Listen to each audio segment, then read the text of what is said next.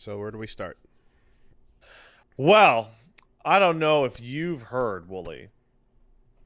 There used to be a little game back in the day, came out in the aughts, I believe, had an association with David Bowie called Omikron, the Nomad Soul. And what a lot of people don't know is that this was a warning from the past to us today. You see, the plot of that game was about demons trying to enter your body and steal your soul. And they do that by some nefarious magic. But you know what that was code for? The vaccine. Stay awake. Wake up, people. Sheeple. I was really hoping we would continue the combo of just not acknowledging every Omicron-related tweet and message that we got since 100% of people saw the word Omicron and then thought of us and then told us that they were thinking of that and sent pictures and everything. So that was funny, but not why I'm bringing this up. No. The tipping point for me was going to the video and seeing it be a legitimate conspiracy war zone. Yeah, exactly. In our stupid LP yeah. of this shitty David Cage game, people are like, we're screaming at each other because we can't find a mark on a wall because the guide isn't clear and our draw distance is low and wanting to kill ourselves. And people in the comment are like, man, this they knew about the vaccine. It's crazy. No. It's gonna kill you. It was part 2. The simple acknowledgement of an Omicron reference in real life is not enough to have to bring this shit up. But you guys know it's a Greek letter, right? The funny and ridiculous aspect too here, beyond the obvious, is that they're in the comments of the Omicron videos screaming about all the conspiracies because, you know, we have to see everybody's fucking unhinged moments. That's what it is to be on the internet. But none of these people would dare sit down and play this themselves, ever. Oh, never. On any ever. planet, on any timeline, would they ever even think to try playing it themselves? Because if you're mad? But if you're so certain that this game has a secret message for you, and this game predicted the future, and this is where we should be looking to figure out what's happening, you should be playing it yourself and diving deep. Don't you think? Wouldn't the source material be, oh no, you just want to sit here and watch a YouTube video and then post your fucking disturbed ramblings because that's what's easy to do nowadays? Okay. You know? It's like that the hilarity of taking this shit so seriously, and you're so dumb, and like you got all kinds of other issues going on, but you're gonna keep it in its distilled easy format, which is on an LP where literally the sounds of us dying in a room are overlaid on top of it, because God forbid you go to the source material yourself and actually investigate the dumb shit you're thinking of, which is perfect analogy for the way those people like actually process information and the world. Like the idea of hearing something, it's seeing an someone ideology make a link. Based off of my friend told me. My friend told me, and then there's a video someone made about it, and that's enough. And now, you know what? Now that I've watched Best Friends play Omicron, I can say that I have done my own research. Have you done yours? I'm sitting here and I'm thinking, and I don't know if the point has been made, so I'll toss out a freebie to you guys. Because I'm thinking of like me, I think it was me and then you from some of it, but like trying to get around that factory bug where just walking in a certain location in the factory would just auto crash the game and kill you. Do you remember that? In the factory with the conveyor belts? Whatever. There's a part where we thought the game might be legitimately uncompletable because every single time we got to a certain spot in a factory, we'd just instantly die. And it was a bug. I remember now. And we ended up having to like just leapfrog over it because it was a spot in the floor or something that was just a death flag. Yeah. And that is analogous to people who work at the vaccine production plants trying to get out to spread the truth about the vaccine, but they can't. They can't escape. because the floor is lava.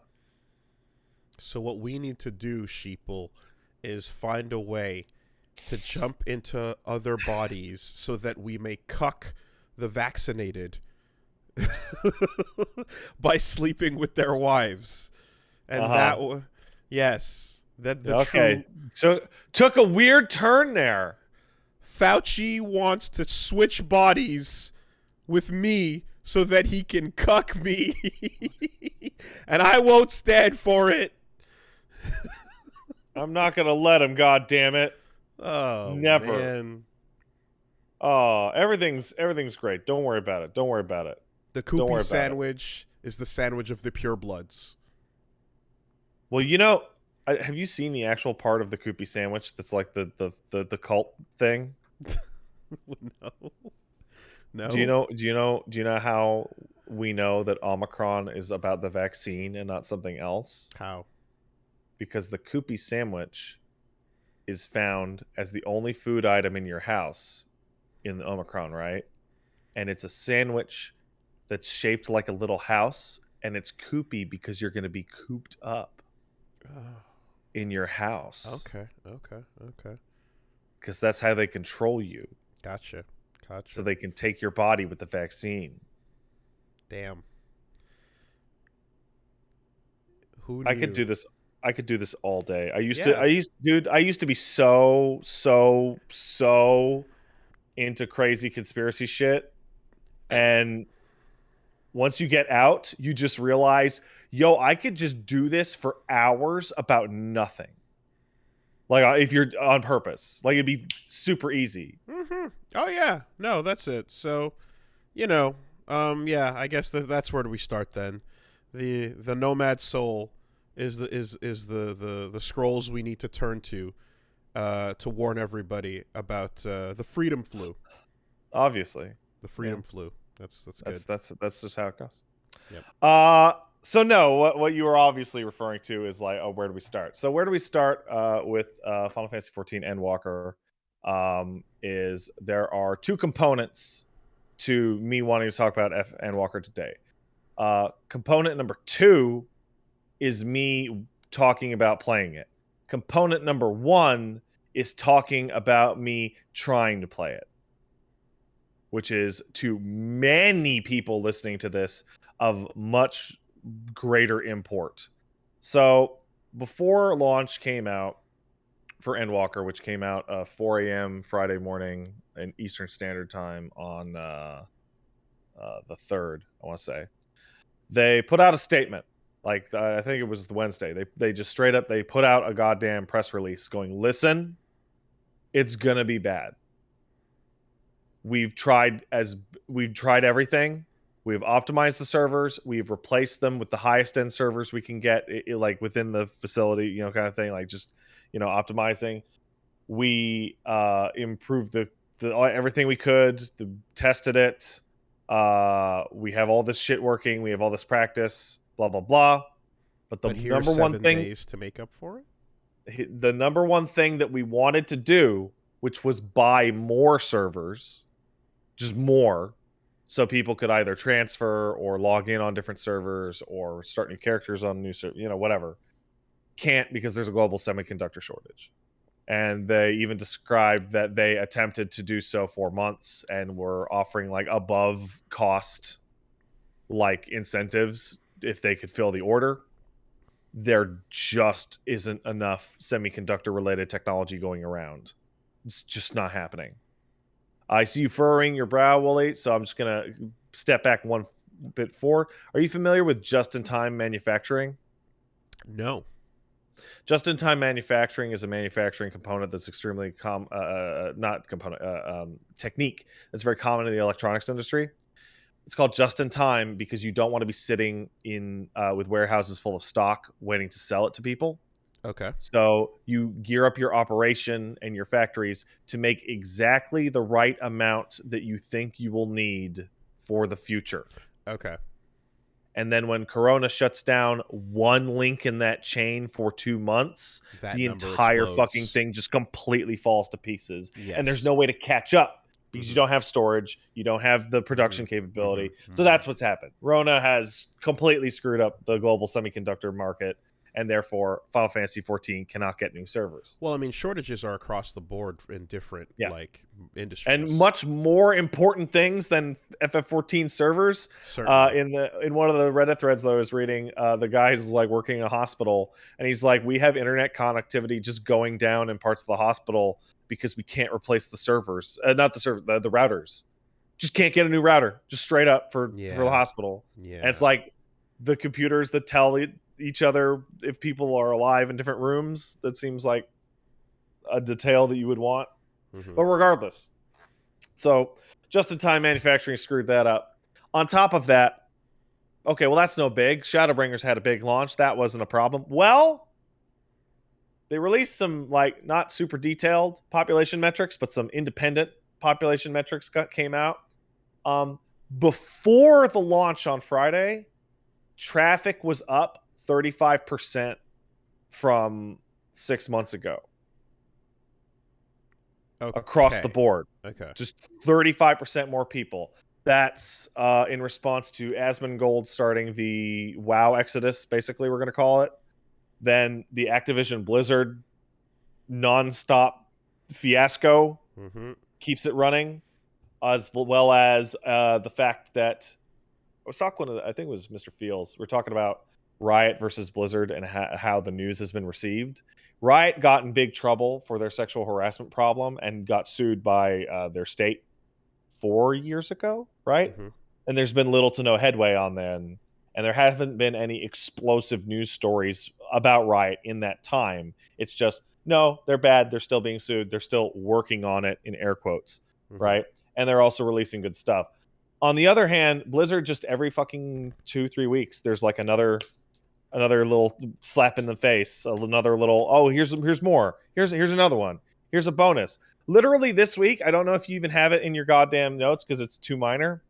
They started a ladder season in World of Warcraft Classic where you're like, you start a new season, everybody starts a new character, and you try and get through it as fast as possible, and they have bonuses and gimmicks. Except they let people import their old characters. And now people who have old maxed out characters from the old servers are just completely running around worlds in PvP, just killing all the genuinely new players. Like complete nonsensical design oversight. So you get... Yeah, that wasn't on the docket. Yeah. But you get server problems, then you get WoW Exodus, then you get HoloLive started to get into it. I don't know if you're aware of that. HoloLive started... So just VTubers are playing now. Converging fan bases, as well as the fact that the Endwalker coverage has been very positive. And so you end up in the situation that has happened over the past couple of days, which is a unique situation. We have seen every type of live service MMO game go down, break, freak out, everything. FF14 is not having that problem. It is having a different and much more frustrating problem.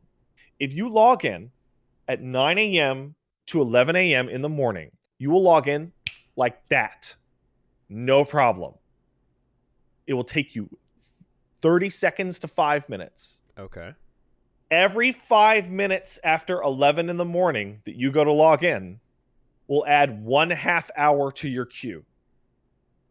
Every 30 seconds? Something like that. So if you try and log in at 2 p.m. on a Saturday, you're looking at a 5-hour queue. If you're logging in at 5 p.m. on a Saturday, you're looking at a queue that is functionally infinite.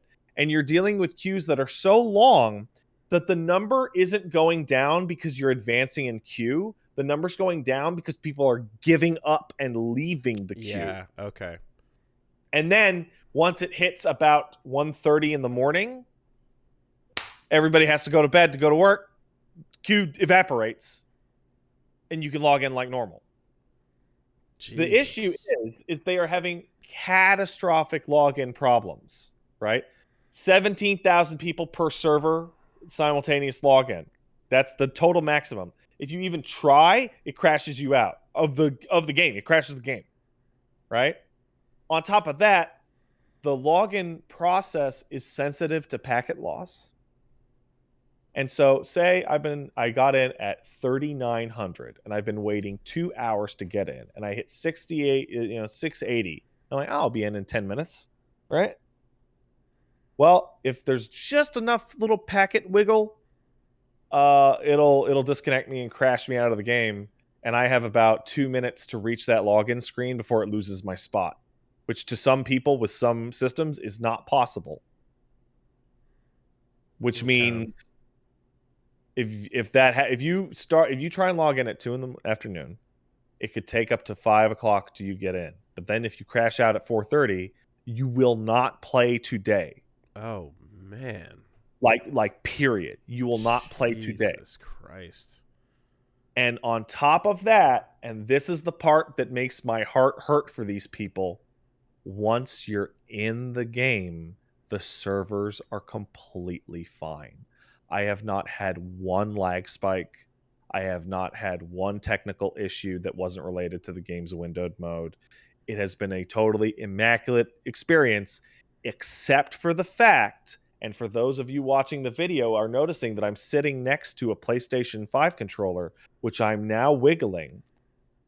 You have a 20-minute AFK timer, which you will have to babysit the entire day if you want to play at all. I'm streaming FF14 after we're done the podcast. I'm actually going to ask the podcast to raid me and get that done. I have to wiggle this controller every 5 minutes for the entirety of the podcast, or I can't do that stream. Oh my god. Oh my god. Okay. So I guess playing the new shit with your group and your friends is basically impossible because you can't sync up. Except your friends are crazy. And this is where the problem lies. So there's 3 parts to this. Getting in. Your options are wake up early. That's the only option, aside from wait 3 hours or 4 hours or 5 hours, right? Number 2 is staying in. They recently upgraded all their AFK timers. There's only one way to currently beat the AFK timer, and it's against TOS, which is to use a macro to like jump or run around randomly every 5 minutes. Don't do that. You could, if they catch you, you will totally ban your account. Don't risk that. But that's the only way. All the old tricks that people used to use to beat the AFK timer are gone. You can't get stuck in a shopkeeper. You used to be able to talk to NPCs and get stuck in a dialogue box, and that would count. That would count your character as active. Okay. Doesn't work anymore. You used to be able to do that by opening your HUD layout menu to change where your HUD is. That would count as an active prompt. Doesn't work anymore.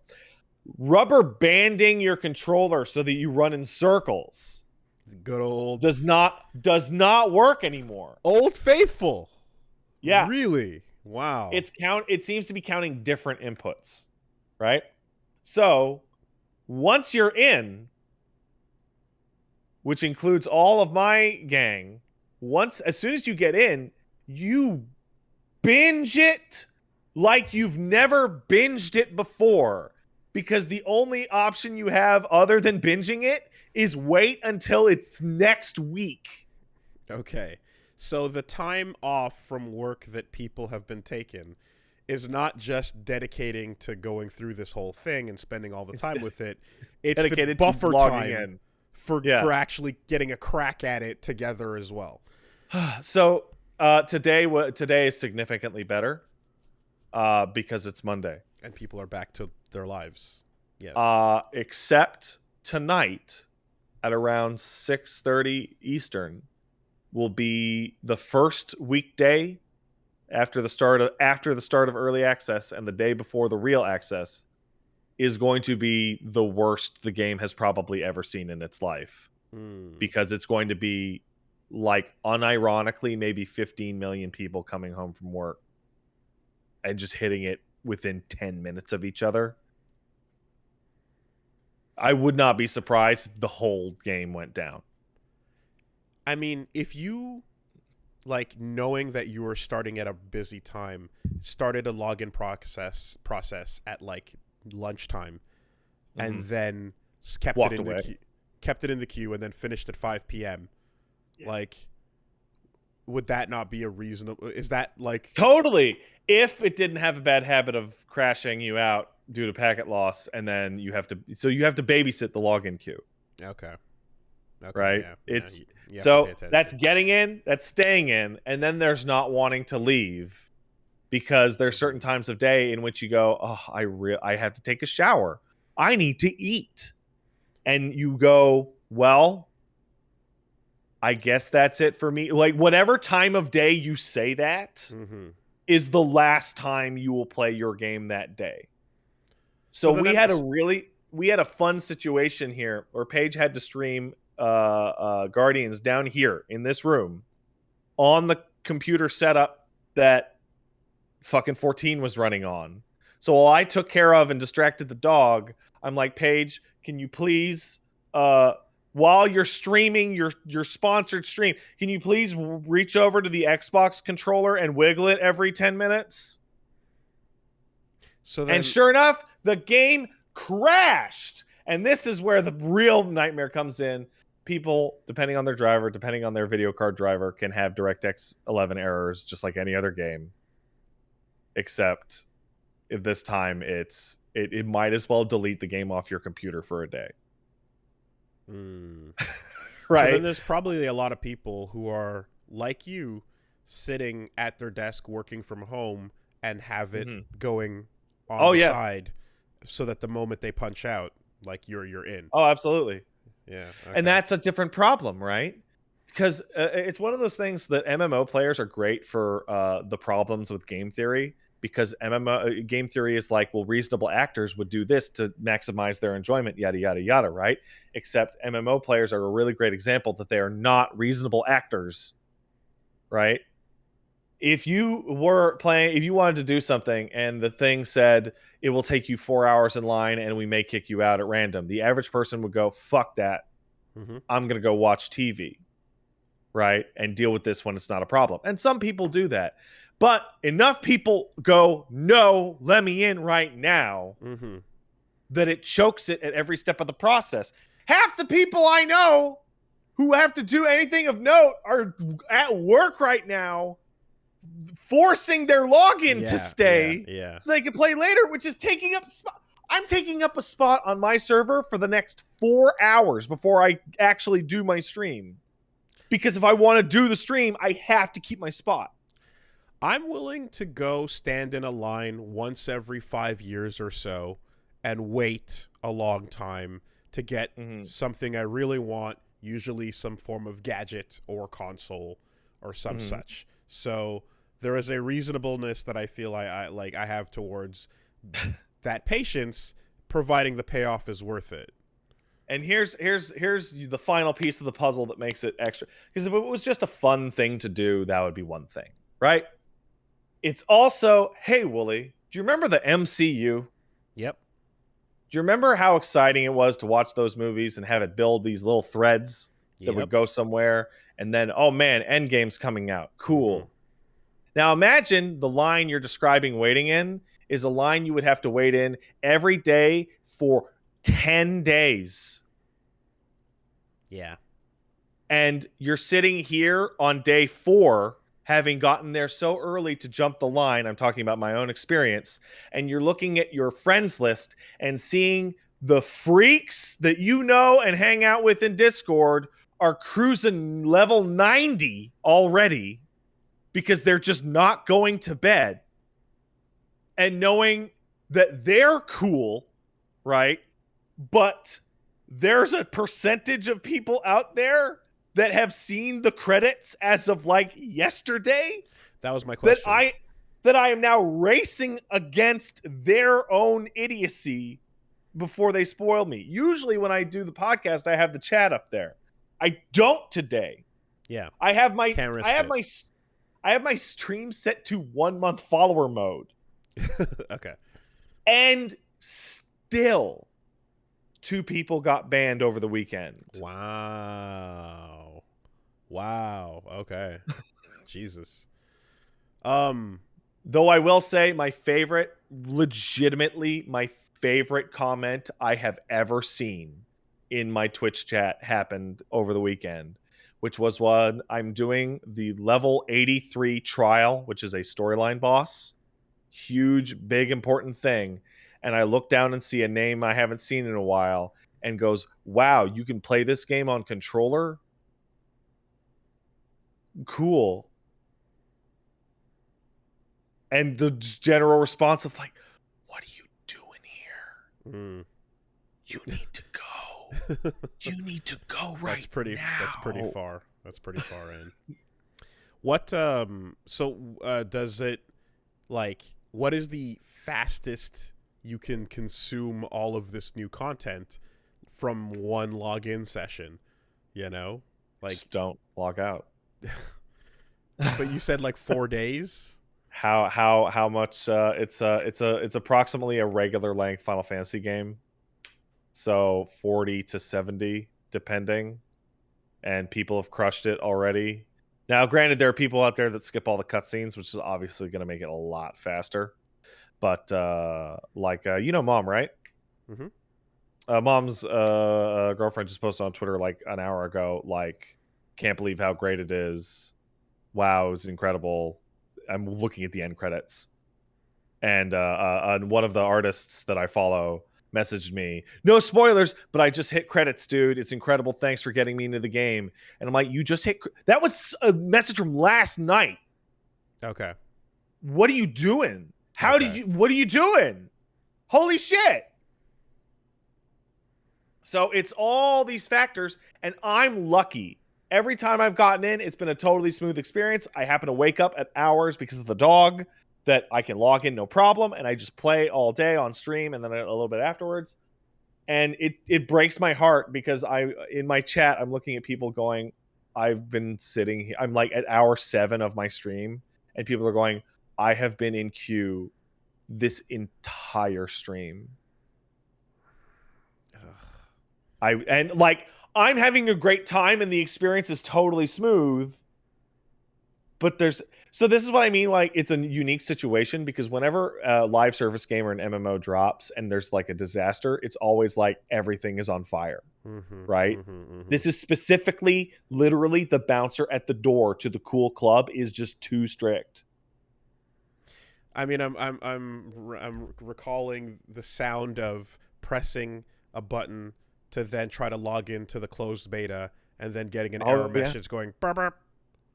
Yeah, and well, at least for the closed beta for SF5, nobody got in. That thing was completely broken. Mash, load, burp burp, you know, and like DBZ, same thing. Yeah, you know, here you go, getting kicked back to that title screen. Guilty Gear for a minute. Just a bunch of these games where you're just the sound of hammering to get in at some point. That's not fun. It's why I wanted to bring it up first, because I'm going to be talking about how I think how great it is and how I've had no problems at all, right? But this is very much it works on my machine kind of situation. Dude, the situation with the server thing is so dire that Yoshi P put out a fucking statement that says, please connect to your PC with an Ethernet cable, because maybe that'll help with packet loss and not get you dropped out of the server. So hold on, you can play this game on console too, right? Yes, you can. You can play it on the PlayStation 4 and PS5. Same story? Same story. It's all the same servers. It's all the same servers. In fact, the reason why it hasn't hit Xbox in ever is because I believe the old thing is that Xbox wanted their own servers and they didn't want to do crossplay, like back on the 360. Oh, okay. And they were like, no, it's one game. We're not splitting shit. No. Huh. So it's probably going to come to the Xbox in like a year or something like that. They just couldn't negotiate crossplay with them. Interesting. Usually they're the ones that are encouraging of it, and Sony are the ones that aren't. Well, usually in the current time, the game's like 9 years old, right? We're talking back when it first launched on the PlayStation 3. And then just never worked out. And then they cut the PS3 support, so why would you have the Xbox, etc.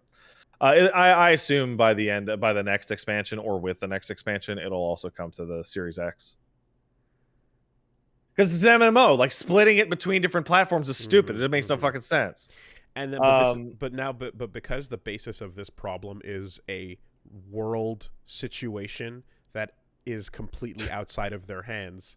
Oh Like, yeah, it is the not only their thing they could fault. control is getting more servers, and it turns out that was actually not under their control At either. all. Yeah. It's a bummer because you play through the first two zones, and the first two zones you get a pick of which zone you want to go to first, and then it just kind of keeps you in them for a while before they cue you into anything. And that is to split the player base to different areas so that you don't run into the situation that I described to you 4 years ago called Rabon's Wall, where every player in the game hit a single instance server and locked up for an entire weekend. Oh, Jesus. Okay. That was way worse than this.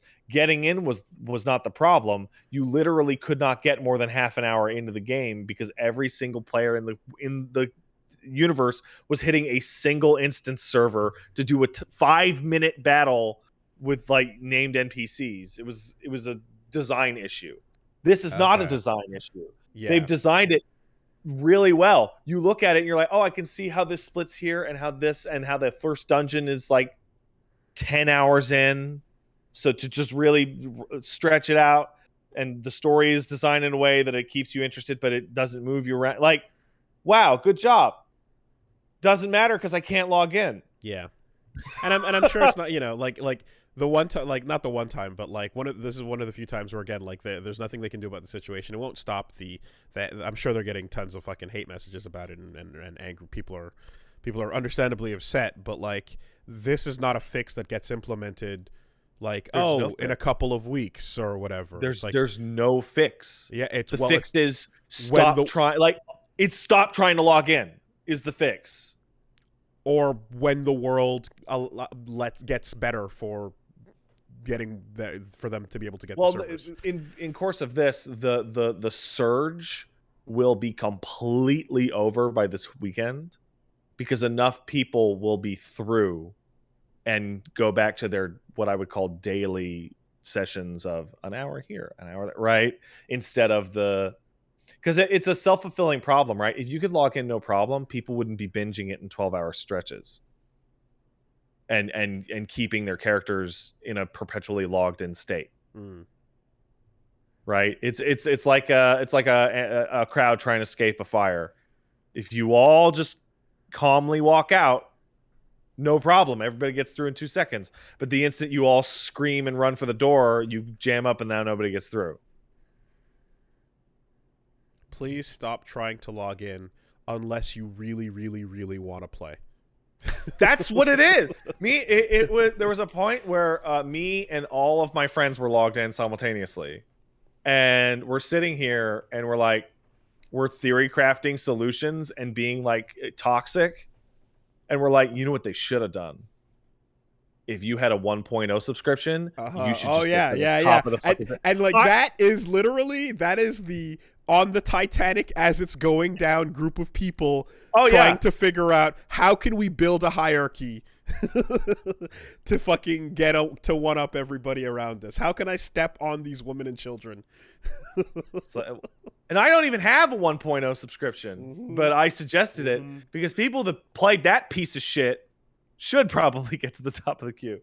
And you're like, well, people that don't own Endwalker shouldn't be allowed to play. And that's true.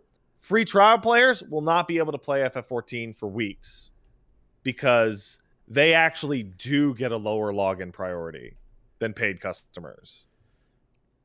No, yeah. So they're not getting. If you were playing the free trial, enjoy your vacation from the game because you're not getting in. Everybody becomes Billy Zane in Titanic. Yeah. Like after their first login queue gets kicked out. Yeah. Okay. So that's that experience. How is the content? The content's absolutely immaculate. It is it's stellar in like Shadowbringers was like, you heard people gush about it. Like, I'm not going to talk about specifics, but you heard people go, oh my God, it's incredible. This is like the full step up from that like I rated, I went through a patch tier list and I rated like Shadowbringers an S. And it's like, I guess I just have to put this one at the top of the S chart so far because it's fantastic. The new zones are gorgeous. They're interesting to go around. The story content is incredible. And to that, I will not talk about the story at all, other than to say they used a great technique in hiding the story content of what is actually going on in Endwalker. It's a fucking great technique that I love. It's called putting out a trailer that is a lie. Just straight up fabricated events that don't happen. It's good. Good. There are parts of the CG trailer that loads with the game that not only don't happen, but can't happen. Okay. Like, that's the level of lie we're talking about. We've rendered impossible scenarios. It's very similar to, you remember the Avengers trailer where it shows Hulk at all? Sure, yeah. And it's like, that was a straight up just digital manipulation. It's like that. Okay. Where it's like, good. This didn't happen in this location. This isn't going to happen here, etc. Events are jumbled. It's the most deceptive trailer I've seen from a game company. Awesome. In a long time. Because the goal of the trailer is to just get you hype. That's it. Yeah. But like, it's wild because the when you leave the game on the main menu, it loops the CG trailer. That's the intro to the game, and like, you're watching it. I'm like, that didn't happen.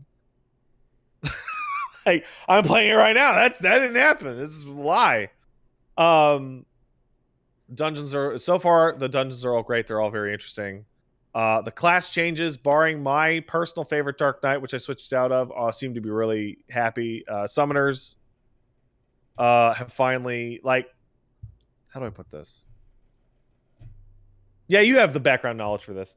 Well, you're familiar with an MMO pet class, being the class that just has a pet out that fights for you, a hunter, a warlock, etc. Sure. Usually they have a lot of dots, right? Well, Summoner is a very classic Final Fantasy job, and so it's in there. And for most of the game's life, it has been a pet/dot class. You had a little carbuncle, or maybe a little fake Ifrit that was looked like it was made out of rocks, right? And people didn't really like that because, like, in Final Fantasy, the summoner goes to, I'm summoning Titan, I'm summoning Bahamut, I'm summoning Meteor, like, just bam, bam, bam, bam, bam, as like a big screen clear. And it wasn't the class that people associated with itself. And then they added Bahamut and they added Phoenix, and those were kind of like what I would call like class identity, but it wasn't what people wanted. They have thrown that class out. It's gone. It's completely gone. They've remade the whole thing from complete scratch, top to bottom. And now the new summoner is, within a 70-second rotation, you're summoning out real Ifrit, real Titan, real Garuda, real Bahamut, real Phoenix. And every time you summon them out, they come out and do their screen clear. Oh, that's cool. And it affects your attacks. And it's like exactly what I wanted. And it's exactly what a lot of people wanted. And it makes me feel a little smug because my friend Vel, that I play with constantly, he's the crazy one who does everything, the cool lightning kid. He's nuts. But like 18 months ago, we were sitting there complaining about Summoner, going, they should do this, they should do this, they should do this, they should do this. And then they did this, and this. Exactly like how we had imagined. I'm like, yeah, everyone is super smart. We're definitely not the only ones to come up with that idea. Well, whenever you have to make changes to something to like weaken it for playability and or like, I guess, balance purposes, reality, in some cases, that sucks. So even if you can like fake it but still make it look and deliver the feeling of like what's cool, that's more important. The other thing is that it's an MMO consideration that doesn't apply to a lot of other games, but you know, your skills are going to be just buttons on a bar, right? And you run into the issue if you have 4, 5, 6 expansions. Everybody wants 1 or 2 new buttons every time. Problem is, you end up in a situation where you end up with so many buttons for your character, you can't even fit them all on a goddamn hotbar. Well, you said 12, no? 12? Oh, no. So originally, you could have 16, and you could hold the triggers to get another 16 on the back. And for some classes, that's not enough. Jesus Christ. So then they introduced both hold the triggers to get to the back row and double tap them to get to a third row of 16. But that's kind of awkward. That's a lot. Well, at that point, a keyboard sounds necessary. except the only way to get to your 40 keybinds is 1 2 3 to 0, and then shift 1 2 3 to 0, and then okay. so it's Same, just yeah, same it's the thing. same level of frustration. Yeah, okay. And so one of the things they've done when they rework a class is they cut it down. They go, you don't need this one. This ability has now been rolled into this one. Okay. This, and in some cases, something that's very common with this expansion is they go, okay, this button, let's take Paladin. They have a big sword move called Confiteor, and it leads into Blade of Valor, and it leads into Blade of Justice, and it's literally 1 2 3 every single time. You will never, ever, ever do anything other than 1 2 3. So now that exists as one button. You hit it once, it turns into the second button. You hit it the second time, it turns into the third button. All that does is just cut down on button bloat. So you tap 1, 2, or 3 to get layer 1, 2, or 3 of that button. Yeah. Okay. So you do. So like I have Confiteor on right trigger circle. So to do Confiteor, Blade of Justice, etc., I would literally just do right trigger, hold right trigger, circle, circle, circle, circle, instead of the old one, layer, which was switch put layer it on to- square, triangle, Sure. circle, and go boop, boop, boop. I would assume that everyone likes it when you merge abilities together and simplify this entire thing. As long as the things that they were able to do remain. Yeah. Like sometimes they get combined, and they like God, you know that old joke about Star Wars should have gotten rid of Qui-Gon and Obi-Wan? They should have been combined to make one new character called Obi-Wan. Okay. Right? You don't want that for your button, where you're like, well, Raw Intuition and Nascent Flash have been combined into one skill called Nascent Flash, and Raw Intuition no longer exists, as an example. Right. You want to keep whatever unique buttons you actually had. But yeah, no, that's all been great. The only people that I've seen are sad are people like me who used to play Dark Knight, who didn't get any cool new toys, and I don't play Dark Knight anymore. I'm sad. Because like I feel just like on the level of like playing Darkest Dungeon, where they give a whole bunch of new options for each class to pick from for each of those abilities. I like seeing those boxes increase for each class. Oh yeah, it's great. Right up until you hit 32. But the thing is that you in Darkest Dungeon, you can't do them all at the same time. You have to pick the ones that you're carrying into battle. And I can't imagine you're going to need every single one of those specific functions. They've cut so many fucking skills over the years that don't exist. Right now there's only one. I have a summoner loaded up on my screen right now. There's a heal spell that I don't put on my bar. It's called Physic. It's functionally worthless. It's the only useless skill I still have. But Monks it's great, used to have but it's great for one specific raid or it's some great shit. for when you're level like 2 to 10. Sure, yeah. And then it loses its usefulness, right? Monks used to have a situation back in, I want to say Stormblood, where they had two skills that were similar and one was just better than the other. And they were like, just take that other one off your bar. Just don't even use it. It sucks. Why would you ever hit that? I think it was called Six-Sided Strike. I don't. Somebody is correcting me, I'm sure. But cutting down on button bloat is great, and that's been good. The summoner stuff is great. It will take time for everybody to get the classes they like to cap and then start to complain. But the classes that people were complaining about before the game came out were Dark Knight and Scholar. Scholars seem happy. Good for them. Dark Knights are all miserable. Right, mostly miserable. I'm sure I can think of at least two people I know that play Dark Knight that will never not play it. But fuck, they didn't get anything. They got moves taken away. Actually, it's kind of a bummer. I mean, so that's all that. What's that? No, I was just gonna ask is some of the overlap like, say the difference between keeping Zeodyne or going with Mazionga, where it's like medium damage to a lot of things or big damage to one thing. The analogy you're using is actually kind of dead on. Okay. Because so I played Dark Knight for 6 years. I love that class. And so they show off and pardon me if part of this is going to sound condescending, but it is actually legitimately the best way to explain it. They show off, hey, tanks, defensive abilities. Guess what? We're going to institute a fighting game like parry system to your primary defensive tool, which is going to be Heart of Corundrum, Bloodwedding, or Holy Sheltron, which is you put up a defensive barrier that's going to last 8 to 10 seconds, and it'll give you a 10% damage reduction. But if for the first 4 of those seconds, which in a game that has a 2.5-second global cooldown is like pretty strict timing, you will not only get double the damage reduction, but you'll also get like a heal or a shield or what have you. So it dramatically incentivizes, if you're tanking, pay attention. Don't just pop your cooldown 15 seconds before it hits you. Pop it right before it hits you, and you'll get a bigger benefit. It's a cool little mechanic that makes tanking more fun. Okay. Its closest analogy is a just defense. Yeah. Which is block as late as possible. Right? Dark Knight's the only one that didn't get one. Just didn't get one. Out of 4 tanks, 3 get this new mechanic. Dark Knight doesn't get it. Okay. And on top of that, the one you went with Zeodyne or Maziodyne, where one's in they took 2 abilities that you used to use separately and turned one into the single target and one into the multi-target version.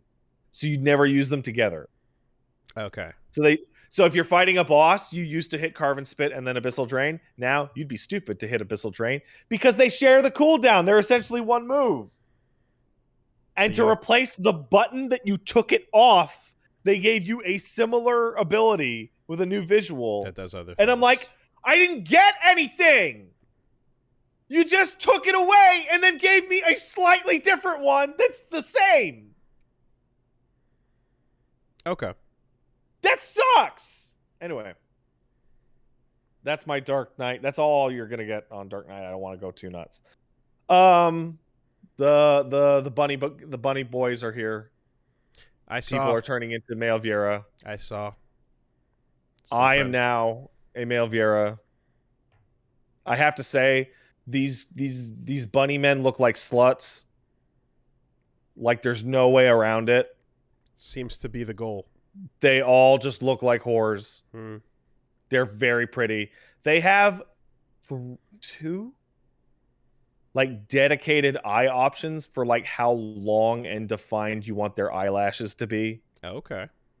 Like the male Viera have more eyeliner and eyelash options than the girls of every other playable race. Very nice. Excellent. That's good.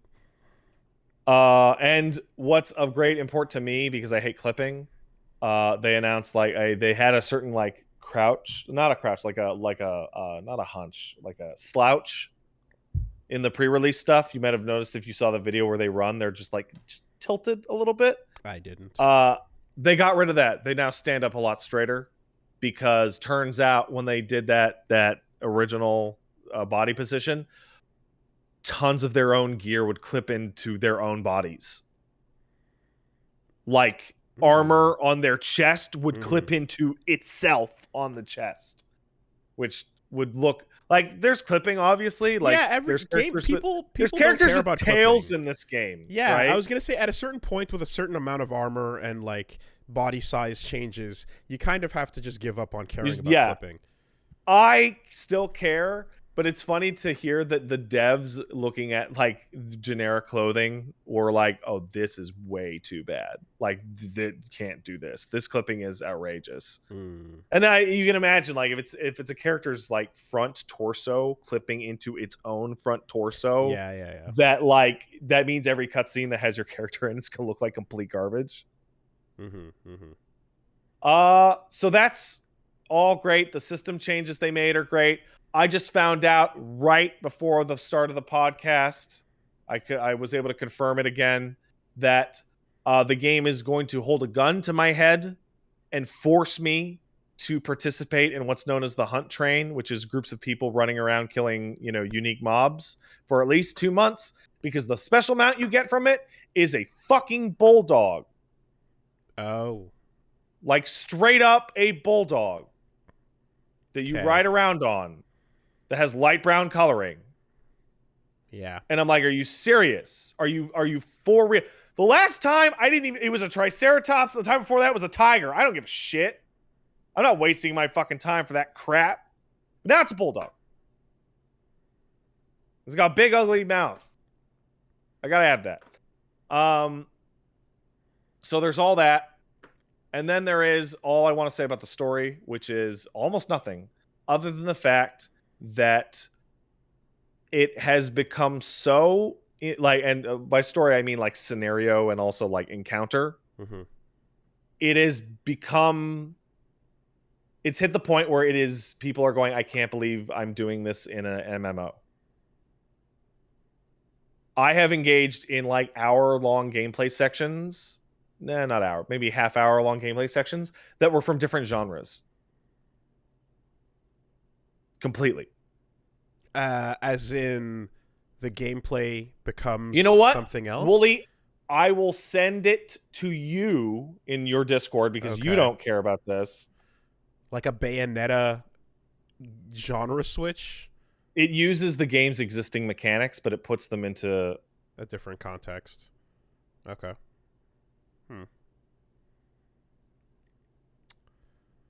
Huh.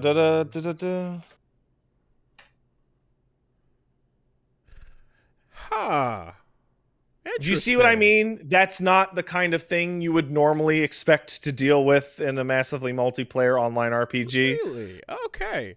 Inside of your story segments. Your existing framework, yeah. Yeah, okay. That's pretty cool. And as for actual plot content, it has the best possible emotional state that I can think of for somebody who's always trying to guess what's going to happen or think they know what's going to happen. There's a difference between a big twist, which of course any good story is going to have some kind of, turnabout or whatever. Sure. And of course, this storyline has had a lot of great twists, but it has something more than that, which is the feeling of I don't know what we're doing anymore. What are we going to do next? Like, actually, what are we going to do next? With Shadowbringers, let's take for example, you land you land there and you immediately go, light demons everywhere, got to kill all of them. Big bad's there. Here's the proposed solution. Here's the journey. And then each of those steps along that journey will have their own twists and such, right? Here is, you get to a point in which you're like, I don't know where this shit is going at all. I have no idea where this is going. And part of that is that they put out patch notes for these kinds of things. And you always read through them, and they always block out stuff due to spoilers, right? They always have 6 zones, right? 1, 2, 3, 4, 5, 6. And in A Realm Reborn, everybody knew what they were. In Heaven's Word, everybody knew what they were, except one that they hid. Like in the patch notes, they said hidden, right? A little blurred out. But you saw it in the trailers. So you're like, okay. Right? And they showed it off in the live letters. So you're like, okay, yeah, I wonder where we're going to go next, kind of thing. Stormblood, same thing. 1, 2, 3, 4. Okay, we're going to here. Shadowbringers, you get there, and zone number 6 is hidden. Just completely. It's never come up once in anything. And then you get to zone number 6. Wow, didn't expect that. Right? Mm. You're looking at the patch notes for this, and you see, okay, there's Garlemald, great. There's Thavnair, great. There's Labyrinthos, great. There's Moon at number 4, and then hidden.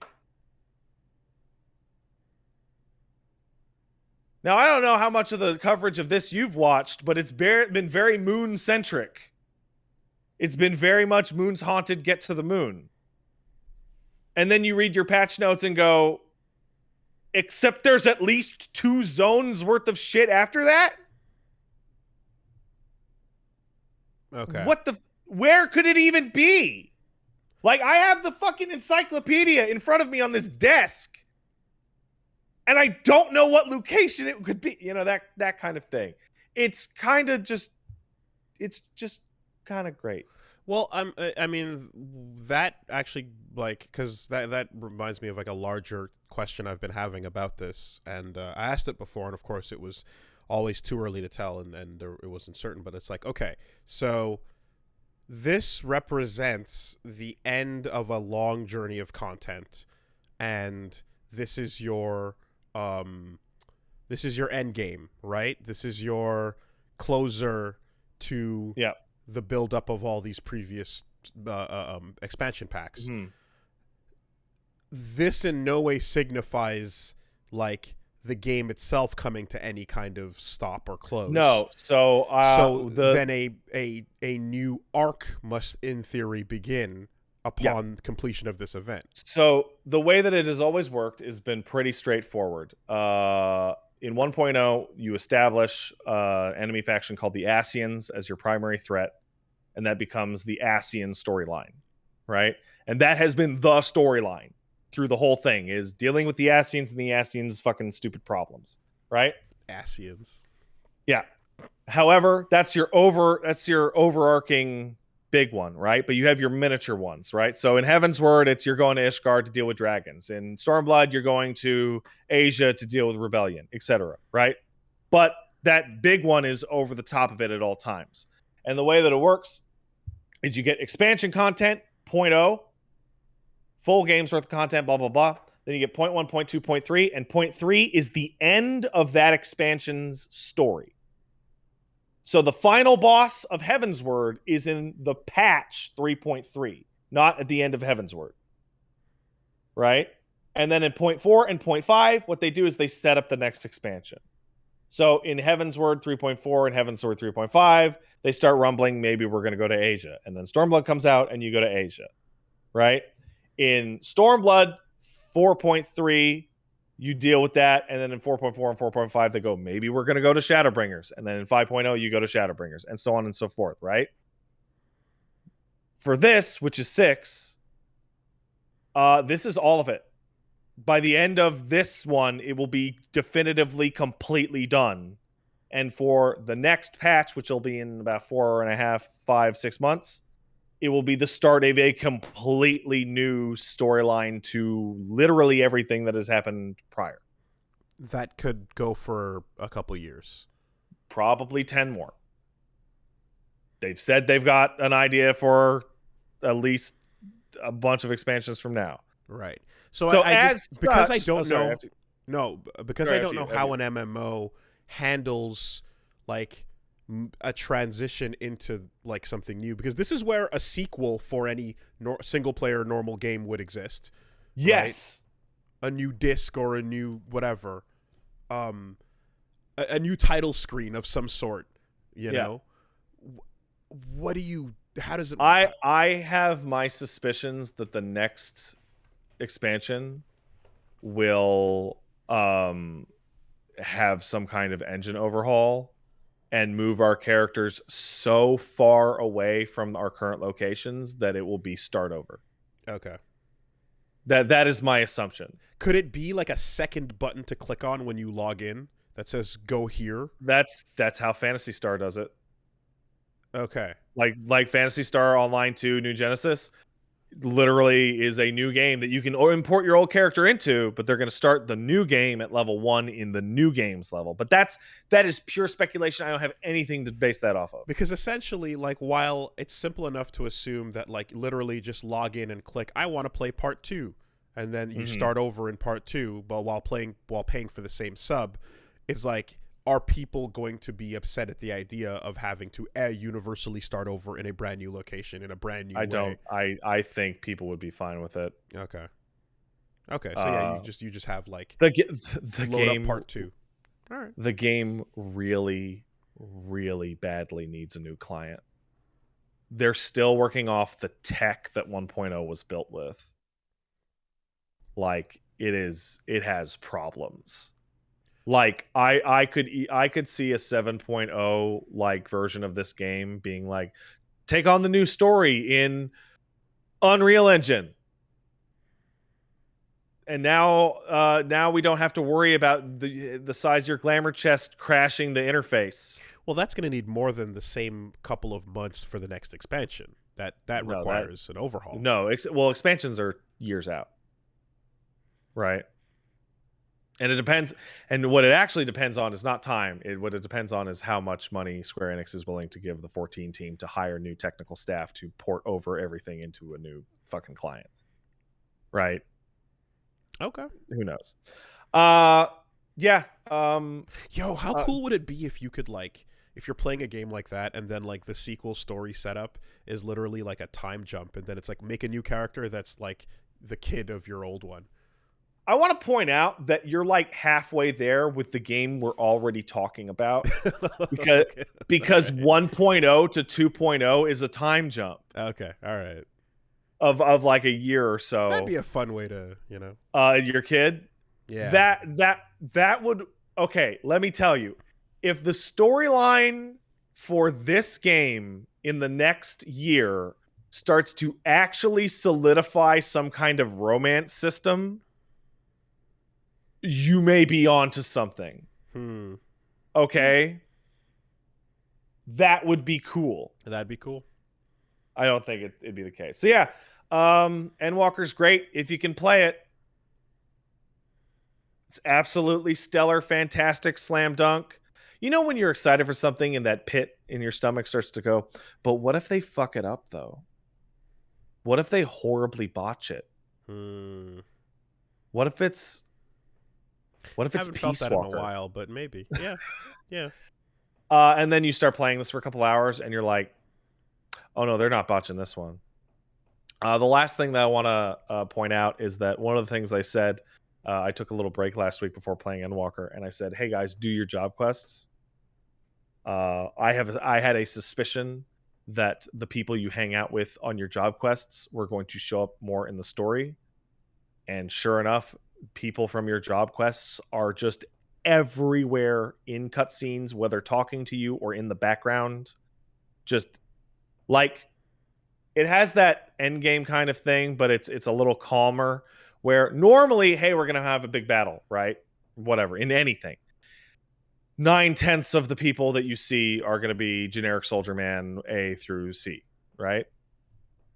However, in this, if you were to have a large scale confrontation of some kind, not only would almost every single person in a 50-man brawl be a unique character that you've known for years, not only are they fighting in the background or with you and switching out, they are also, like, there's two types of background fights, right? There's the one where you see two characters in some kind of idle stance, like just smacking each other, which is a little more advanced than the guys fighting in the background on the Mortal Kombat bridge. And then there's an entire encounter going on that I am not part of, that I can see the mechanics of happening like 100 feet away. Interesting.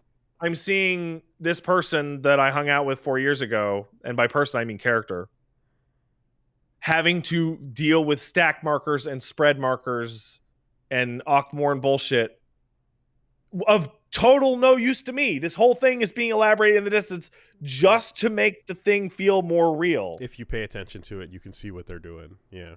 Okay. And there are at least a couple moments where they give you a room full of people that are all going to be helping out, that you can talk to every single goddamn one.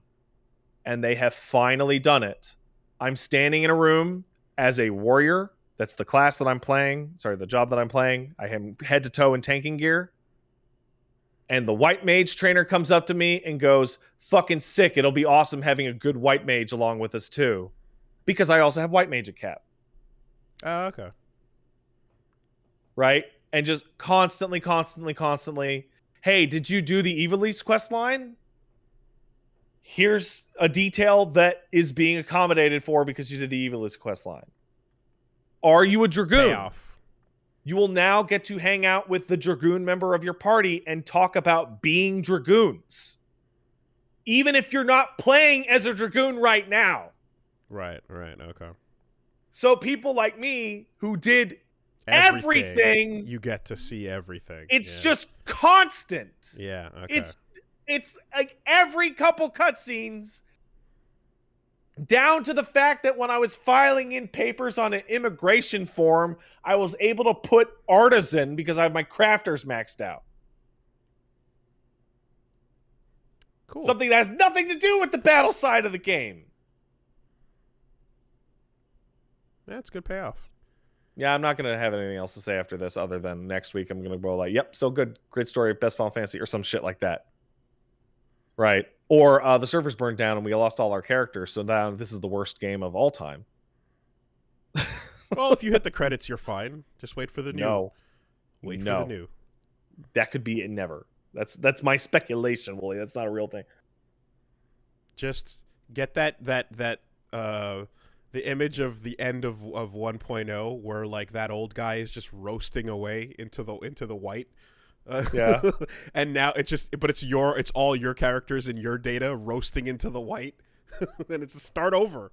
Fuck it. But you get to smile at the end. He kind of smiles right before it fades away. Yeah. So here's a good example. I had the ability to quote that dude at people this week in game as part of the storyline. That's how far back this stupid shit goes. That's I didn't even play 1.0. That's a lot of buildup. Oh, so yeah, good game if you can play it. It's the video game equivalent of good work if you can get it. Okay. Honestly. I also played a little bit of Halo. All I have to say about Halo is the difference between the Halo and Final Fantasy communities are fascinating because both games, everyone is very mad right now because they can't play or they can't play the modes they want, whichever. The Halo subreddit was so bad it had to be closed over the weekend. It was getting real toxic. Well, there's two definitions of can't play now, aren't there? Right. So yeah, and it made me laugh because I'm like, you closed it. What do you think's going to happen on Monday when you open it back up and all the things these people are incensed about are still there? And now they're just pissed off they couldn't post all weekend. Do you think they're going to calm down? No. Meanwhile, at 14, it's like, listen, guys, like the overwhelming like opinion is I'm so fucking frustrated, but I kind of realize there's literally nothing they could have done. That is insanely reasonable considering the way the internet behaves when things go badly. The team that built 14 has gained a lot of like goodwill. Like when they spent one of the things that happened in Endwalker is they did a stat crush, which MMOs always have to do because eventually the stats are percentile based and they go too high and then shit starts to break. So they did a stat crush, right? I loaded into the game and a move that used to hit for 90k now hits for 12. And my initial reaction is, oh no, they made me weaker, right? They spent hours going over the internal meetings and design processes live on camera as to why this needed to happen. And as a result, after the very first day of people complaining, oh no, I don't do any damage, it just all went away. Nobody cares anymore. Whatever. Stat squish. Who cares? Right? Is a stat crush just like a buff, like a burf, like a buff nerf? It's literally just reorienting it.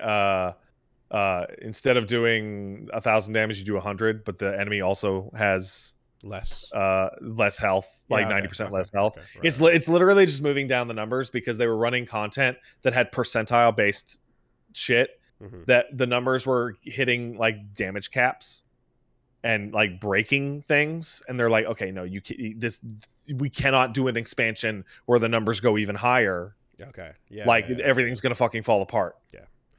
Darkest Dungeon rules, man. Keep those numbers low as fuck. Oh, dude, I can really appreciate it. God damn it, I bled for 2. Fuck. Oh, shit. Oh, no. Yeah. All right. Good game. I like it. Gotta stay logged in. Did you wiggle? I was gonna say, did you? Yeah. Okay. Oh, see this? I'm wiggling my mouse. Yeah. Okay. I'm gonna move my guy. The light is changing in the room, so. Yeah, no, you can tell, right? Like it's Yeah. very obvious. Yeah. Okay. Did you have any time for JoJo? I had a little bit of in time your for heart JoJo. for Christ. So I had a little bit of room for Christ. Me and Paige have been watching some JoJo, and I had not read Stone Ocean. And aside from wow, Stone Ocean's really fun. My big takeaway from Stone Ocean is that it doesn't care to start. It just wants to be in it right now. Okay. So Like, there's just a couple of things to note about this because I've watched all the parts on Netflix so far. So the first part, the first act or whatever. And well, so one thing right away about the anime, which is interesting, is I've never seen a show annihilate the bit rate of Netflix as hard as the intro to Stone Ocean does. Doesn't like it. It dies for the first 15 seconds every single time you click play. The colors flashing, the smooth, like everything moving. The particle effects, the textures cannot it doesn't like it. Cannot handle it. And like no matter how many times I try to like preload it or get it jump back to get it better, it's like it won't do it. It just won't. So that's a David Production pushing Netflix to its limits. When it comes to what you noticed about the pace, and I had to double check this because watching it, I was like, holy fuck, we're moving. And I knew that this was a long part that would take some time, but I couldn't believe how insanely fast they decided to go with everything. And hey, you're in jail. Okay, who cares? Get in the jail. Stand battle. Go. Yeah. Go. And I remember certain parts being like, hold on a minute. A new character got introduced. They had at least a half second to establish some rapport before the next fucking action sequence took place. And here it was like 10 seconds apart.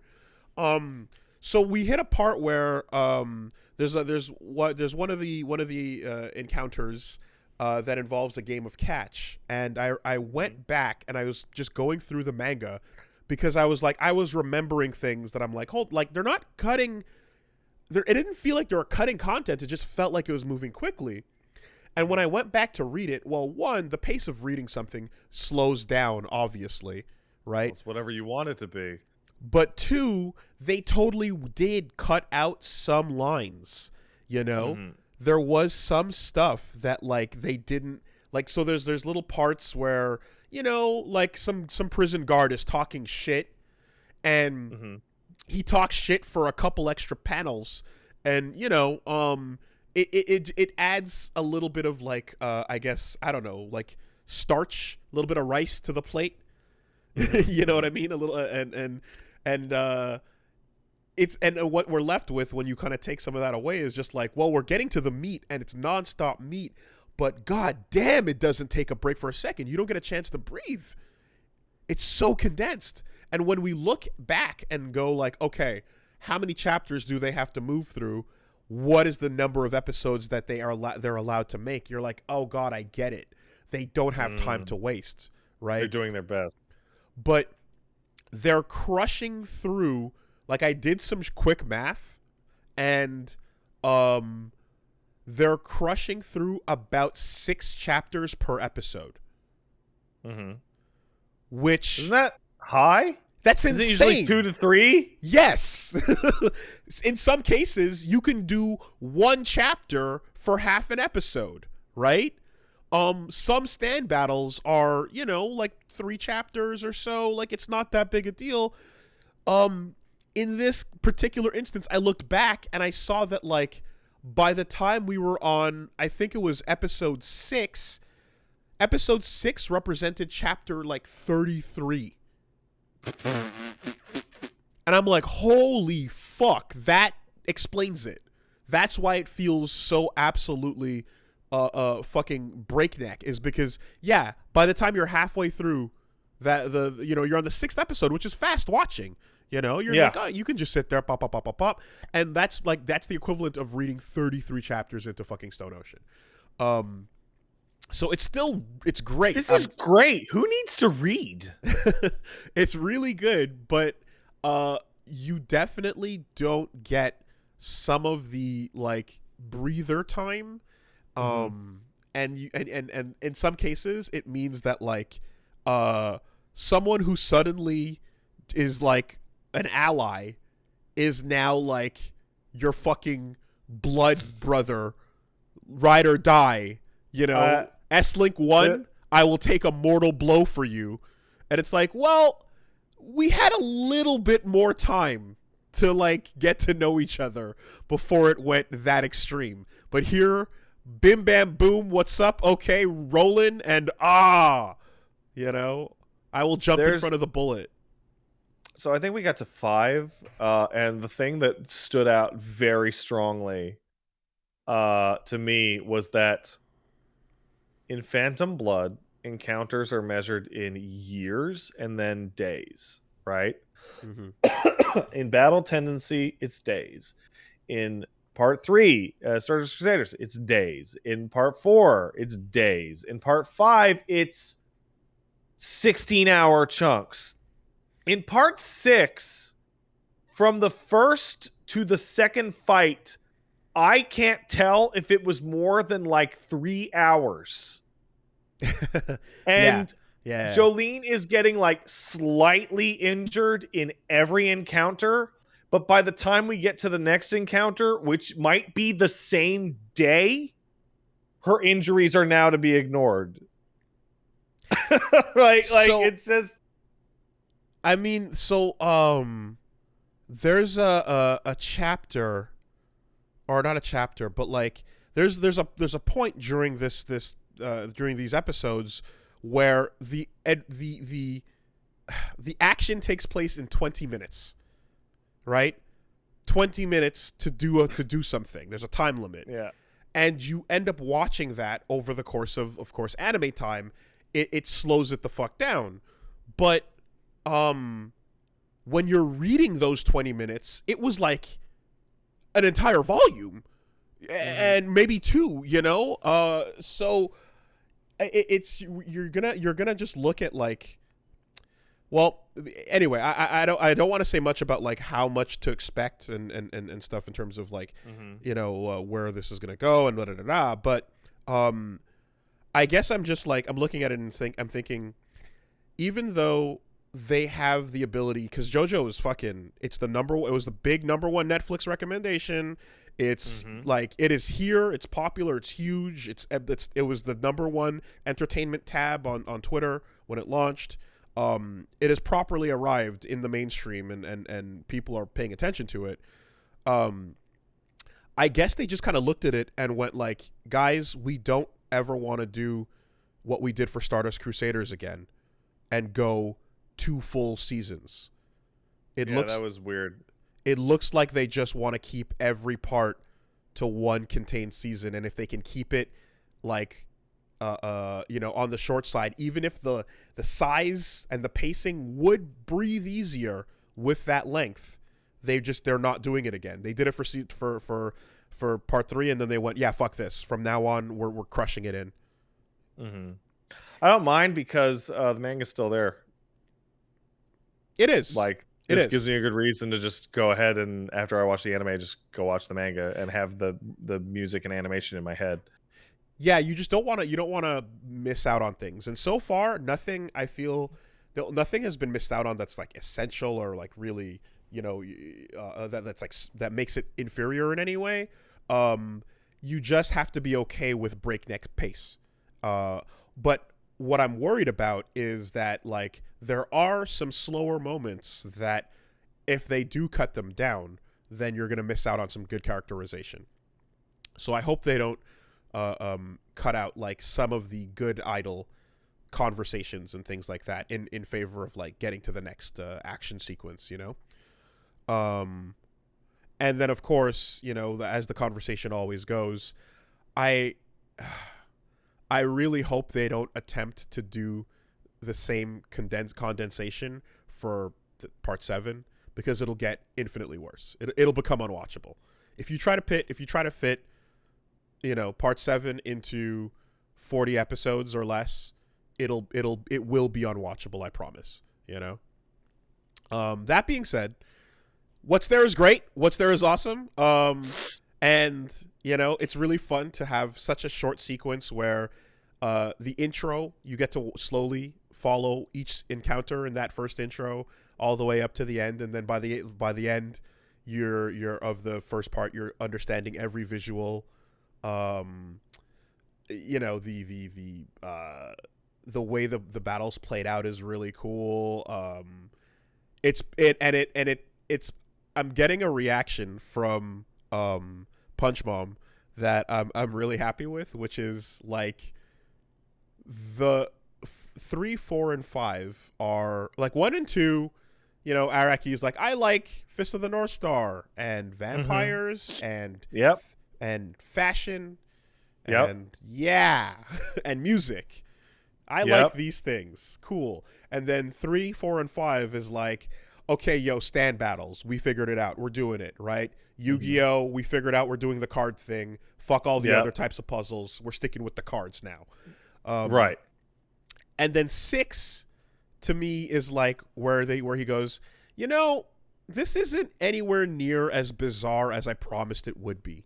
And while it's cool to watch a bunch of floating punch ghosts come at each other, why not stretch out what the definition of a stand to the thinnest, most weird, nonsensical definitions, to the point where a stand battle might literally be convincing someone to not commit suicide. That's the battle. Why not?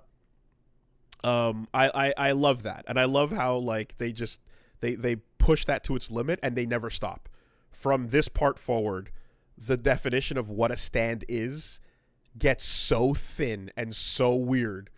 So when you see a meme of like Raiden oraing on Armstrong, and the caption is stand battle, JoJo protagonists trying to beat a stand user who can solidify their piss when someone in the room tilts a pinball machine over 5 angles. Oh, that's a scary ability. Oh, no. And it's like, that's where we're going, man. We're getting to a place where, like, you will not predict anything about the rules of this stand anymore. You will not predict, like, what the range, or like the range idea and all that is still being followed, but like it really just means any phenomenon of any kind whatsoever, bar none. I think we got to have a great moment as a couple, genuinely watching, I'm going to say episodes 3, 4, and 5, everything that takes place inside the visitor room, right? Because that's a good example, because it's like layers upon layers of fucking nonsense going on in that encounter. And I was confidently watching it and going, oh, I wonder how they're going to get out of this jam.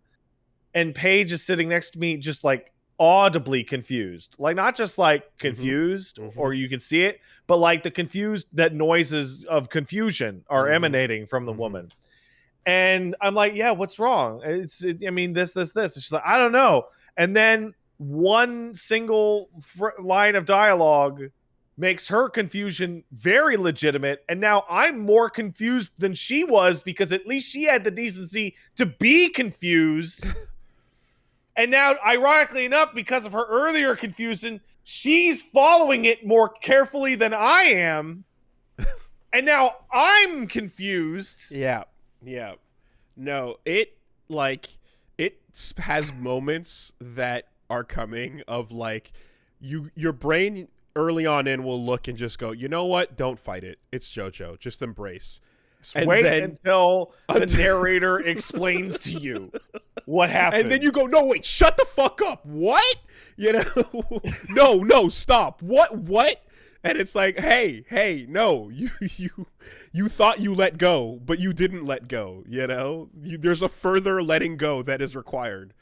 Yeah. And then there's stuff where just like the rules of the world are what you're questioning. You're not questioning the stand even and like what's happening in the battle or the enemy. You're questioning the rules of this world. You know, the Virgin Storm can manipulate weather in big, fancy, lightning attack-ish ways by flying up into the sky and going, the same thing that happens to everything else. Wop, wop. The Chad weather report, has it ever occurred in any point in history? Has it been recorded? It's a natural phenomenon that happens outside. That counts as weather. We're using it. But that's not... No, what? It happened. It counts as weather. We're using it though. I don't know. And if all else fails, and you completely and utterly fail to grasp like where you are and why anything is happening, at the end of all of that, you just go, yeah, but Florida. So JoJo has felt like the kind of situation where Araki writes the character, and then this is the character's list of definable characteristics. And even from the limited amount of point that I've seen of part 6, it feels like part 6, the character gets to look back at its author and go, what if I could do this though? And can sometimes convince the author that this extra thing is technically under their purview. I mean, Giorno's abilities kind of fucking show you him not knowing exactly what the stand does. What does this mean? I think I saw an interview a million years ago that's like, explain the stand, explain what is life, mechanism. And he's like, even Giorno doesn't understand it. And like, that's the answer to the question. That's like, so you just wrote up a bunch of bullshit, didn't you? You never made your mind up. You never fucking yeah. Which can it do? Which is it? It's the power of life. What is that? What is that? Why does it stop people's sensation of time? What does that have to do with life? But this is it. Like we are beginning the like we're ascending off of the earth of just floating punch ghosts. And we're getting into the weird, buggy, strange shit. It's funny to me because I'm just thinking about Giorno again and how fucking what a mess that is. And it's like, okay, Giorno, what if Dio was a good person? So instead of time stop, he has the ability to have the sensation of time go fast for others. That's the starting power. It's cut to throwing beetles at people. Yeah. So that their heads explode. Also, punch a frog, turn a frog, luggage into frog. You hit the frog, the damage comes back to you. Double. Yeah. You know, now we slow down. Delete the cause, no effect. Yeah. Whatever, man. He's got a hole in his chest. Look at it. He's got a heart. He has a dream. No, I hate drugs. Yeah, it like Araki has absolutely like has had his moments of he's in the middle of drawing the panels and he still hasn't made up his mind on what is about to happen. Yeah. You know, there's a real fun image macro I see going around that was like, it appears that Araki may have a subconscious bias in which they show here's what prison guards look like in Italy. Here's what prison guards look like in Florida. And it's the difference between a bunch of handsome, normal-looking men and a bunch of fucking space alien freakazoids with like that donut shit in their face. Yeah, exactly. Like, oh, I see. Yeah. I see how it be. And then the other thing it feels like he's trying to do, and I promise you, future parts of 6 are gonna escalate. The idea of the protagonist has to figure out the rules of the stand, right? Right. That's every stand battle that's ever been. Jotaro looks at the cast and goes, "Stop it. They could do anything to us." Yeah. Yes. Let's stop and figure the rules out, and then we can figure out how to break them. I once fought a rat that could melt me with a syringe. That becomes bullshit. Like, the rules become lies very quickly. And then it just becomes like, wait, hold on. What, like, you're internally no longer consistent with what you said the rules are in the same fight. So what does the protagonist do? And it's just like, and like, the answer is they have to break the rules in an equally bullshit way.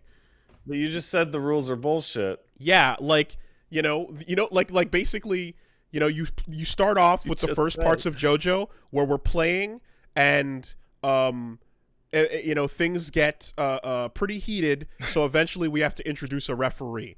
And then the advancement of the game is, okay, now there's a ref who can call the shots. We have to learn how to fake our injuries so that the ref can call the flag for my side.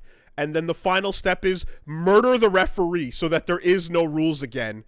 They can't stop me if they're dead, man. And then play the game of soccer around the ref's body. It's just fucking stupid. And I love it. I love it. Great part. Binge that shit. I like it. I like it more than 5 already. Yeah, binge it so you can go back to being like, when the fuck is the next JoJo, and just like having that hole in your life again. It'll be a bit. It'll be a long bit. I really like. I was thinking about this, and it's like, okay, waiting for one episode a week is kind of torturous at times. 12 in one shot is self-destructive. A happy medium of it's a little much. Yeah, give me 3 episodes and then bounce for a little bit, and then come back.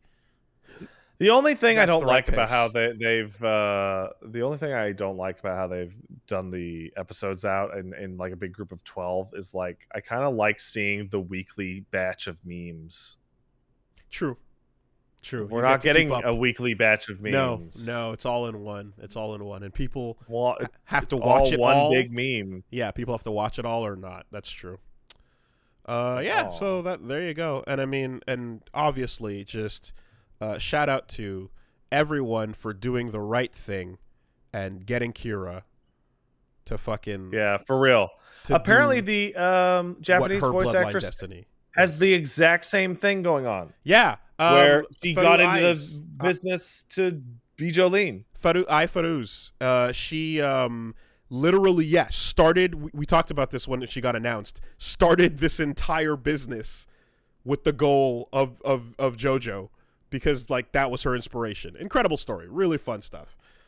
So the casting across the board, just wonderful. Super happy about all of that. And I talked about the Japanese Nolan North and Troy Baker equivalent as well, and like that worked out. I gotta say, in the games, Pucci was voiced by Joji Nakata, who's got like a nice deep voice that like works, and I didn't at all mind that. But this version of it works totally good too. Mm-hmm. And it's just a testament to like the fucking skill level and the prolificness of Seki Tomokazu, like crushing it. So yeah, fucking just all around JoJo is doing its thing. And take notice. Hey, I have something to say about how JoJo works.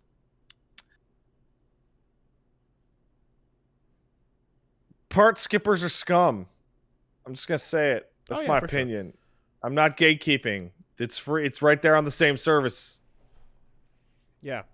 Also, perfect opportunity to write an article to get everybody to quote tweet it to build up attention currency.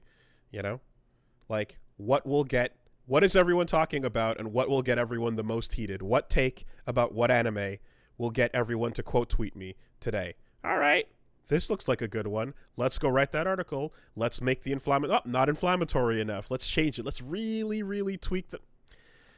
I don't think anybody is gonna get anything as like absolutely unhingedly maddening as the Jeff through JoJo read order. I think that Jeff does really good videos. Particularly, I love his JoJo part outs, the intro stuff. But his like read / watch order was like that of an insane unhinged maniac. Yeah, that was a little bit of damage. It was a little bit of damage. I was gonna say something else. Oh yeah. Take notice. And each part you get more and more of this, but take notice of like the little moments where like the artwork gets incredible, you know? Mm-hmm. The quality of the water looks really good. The amount of lines on Jolene's face like triples. Mm-hmm. And then it doesn't not only does it get more detailed, but like it's not a static image. Like she moves, you know. Yeah. In some cases, like she looks really dramatic, looking down, and then lifts her head up, and you're like, oh shit, they animated that heavily inked like moment. Like they are putting more into it, and they fucking like are going out of their way to play with all the colors and make them just as wild and as fun as they were in part 4, and I love that. It's interesting because this is going to be a bit of a stretch, but the manga and comic industries have always had like a shared history, and one of the more interesting things is that you look at JoJo currently, which is hyper colorful, like almost absurd in like the colors have no basis in reality a lot of the time. Like you'll get to a different scene and it'll be dramatic, so all of a sudden Kakyoin has like black hair and a purple fucking suit, or you know, some shit. Like it doesn't matter, right? Giorno spent the last time of the last entire fucking his own show in a bright pink version of his outfit, which isn't even the most commonly depicted version of that outfit. And then you look at like what the popular version of like what has happened to comic books that have history and like Jack Kirby stuff, right? That is all big fucking colors, and it's always muted. It's always like toned down and sleek and earth tones, and just calm down. It's one of the things that I think about because I played the Guardians of the Galaxy game relatively recently, and it makes me think of like how much better Gamora's design is in that than in the films. Oh yeah, because she's allowed to have loud contrasting colors. Yeah. No, like what Jolene hair color do you want? Which you'll get them all by the end of the show, I'm sure. Let's just fucking rotate it on an episode by episode basis. Is she dyeing her hair? No. Shut up. The world is just interesting. Leave it alone. Yeah. Fucking awesome shit on that. I don't think anybody saw or knew what to expect of the ending theme, and it's a song from 2008 from an artist that I completely have never heard of, and it's nice. It's nice. It's unfortunate. I guess it's it's not anything fun or particularly like pop of the era that the series came from, but it's fine. It's nice. The waves crashing against the shore, the ocean, and the stone. It's nice for now. Yes. Please look forward. It may become more interesting in the future.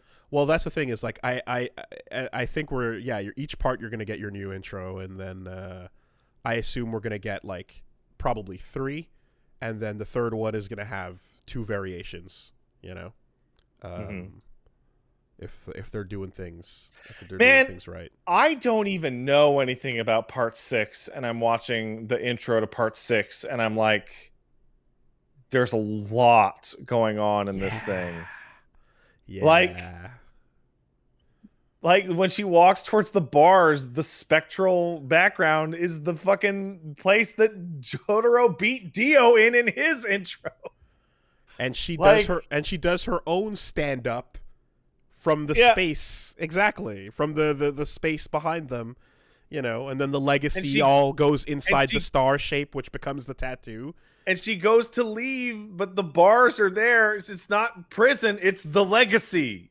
She's She's trapped she's in there trapped. with That, their you know, bullshit.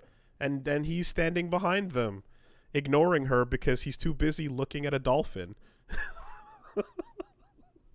I feel like if I was in charge of like any part of anything to do with part 6, I would like have a moment where Jotaro's just reading like a girly magazine, and then he puts it down and you see that it was not a girly magazine. It was a girly magazine cover over like Marine dolphin biology. facts. Yes, yes, And yes. just like Totally. just you know, I'm sure somebody is way smarter and better at editing than me, because I'm thinking of the episode in 3 where there's a flashback where Jotaro and the wife are fighting, Mm-hmm. right?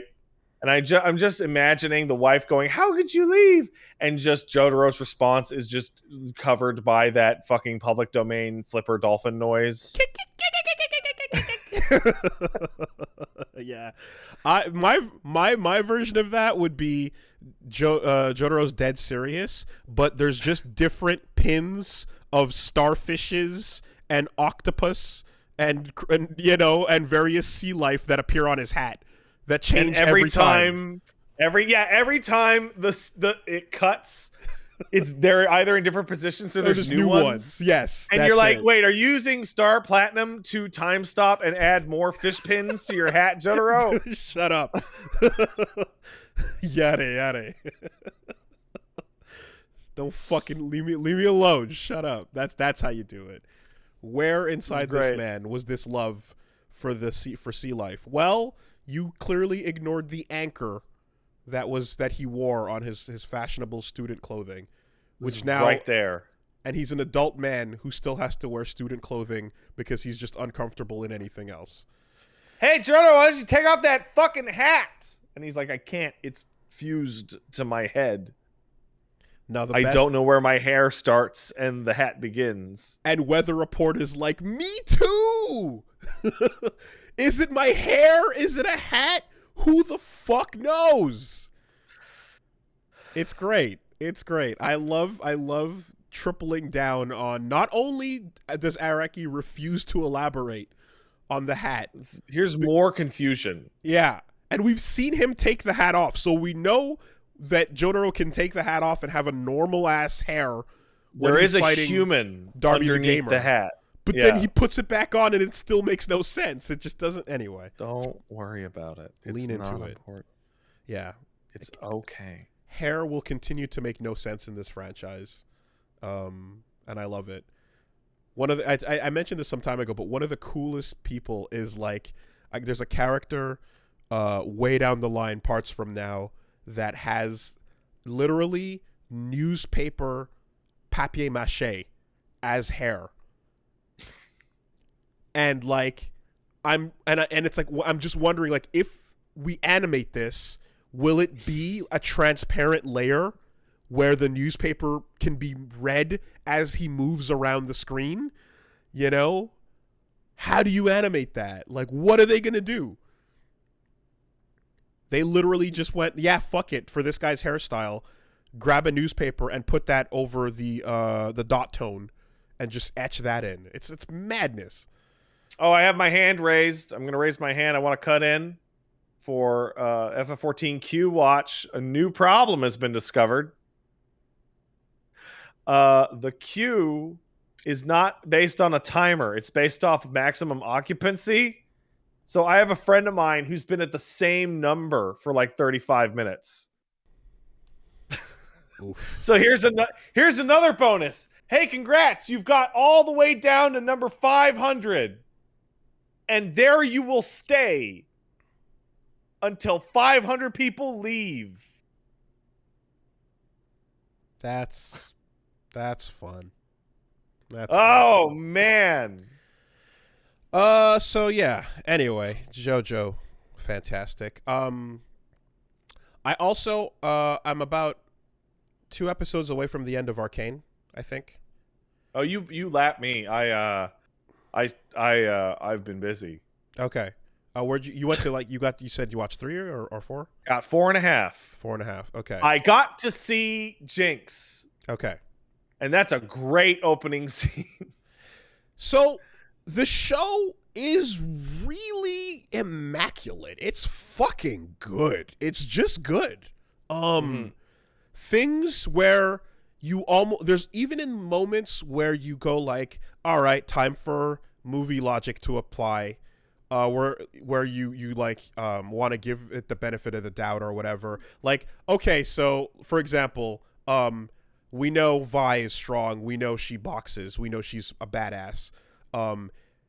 How many grown adult thugs can she handle coming at her at the same time? And will those thugs wait around in a circle a la Batman to swing? Mm-hmm. No, they won't. They're all coming at the same time. She can handle about 4.5.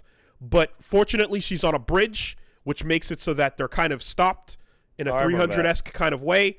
And if you make some room, you can squeeze around some of them. And then the 4.5 one will come with the hammer. And damn it, you're still a child. You're not going to make it. Okay, that's fine. I believe that. You know, you're good. You're good enough to get through that much before like the hero juice, the plot armor breaks apart because you're still just a child punching. You know, and you've also got the legendary cool, gauntlets with you. I mean, similarly to how I am an adult man with the powers of a child, there are others that are younger that are much stronger than the average person. Sure. So, and yeah, the rest of the show, is doing its thing, and I'm looking at every character and I'm squinting because I'm just like, are you gonna be a thing in like a couple years? Are you gonna become something? Because I feel like you're gonna become something, you know.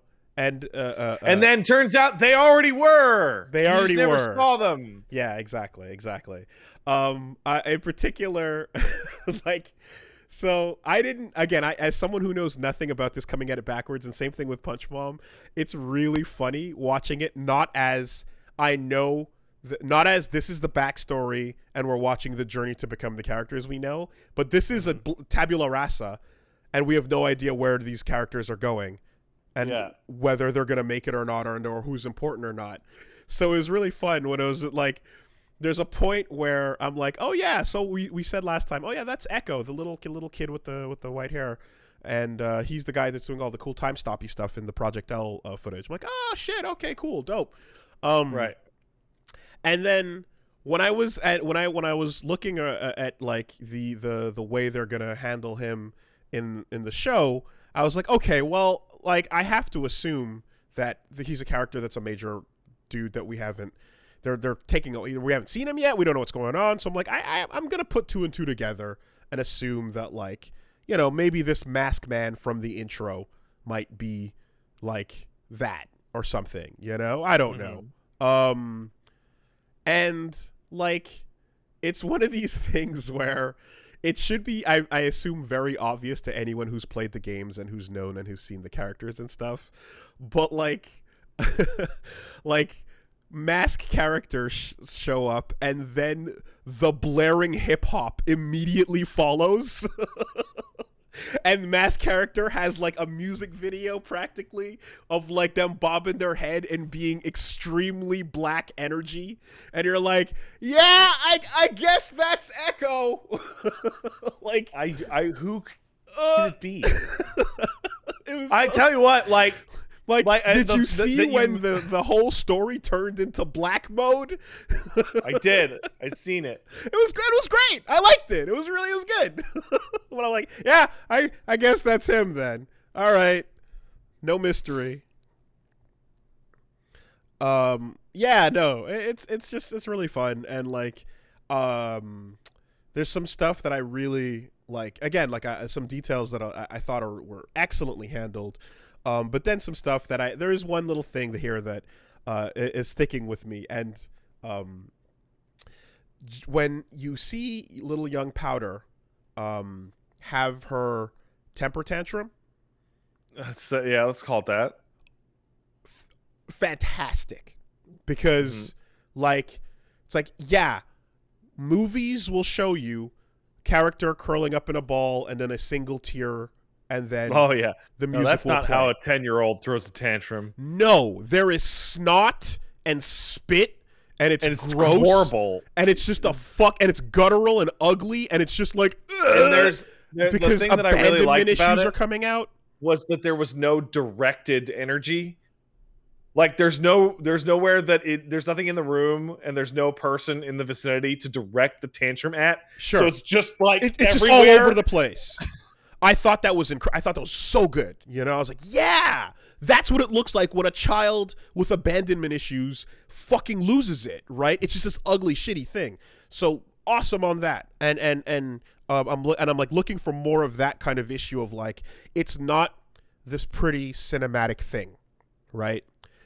And I guess I kind of knew, but didn't really fully know, because again, like I'd seen artwork of these characters, but I knew that like the character we're getting towards of Jinx is one that is going to have what we call modern Harley Quinn energy, right? She's gonna have to she's a discard deck, Wooly. Right. She plays discard. Oh, look at that. She throws away all the pieces. Look at that. Look at that. There you go. Yeah. So it there's a little bit of like, when I saw it happening, I was like, oh yeah, right.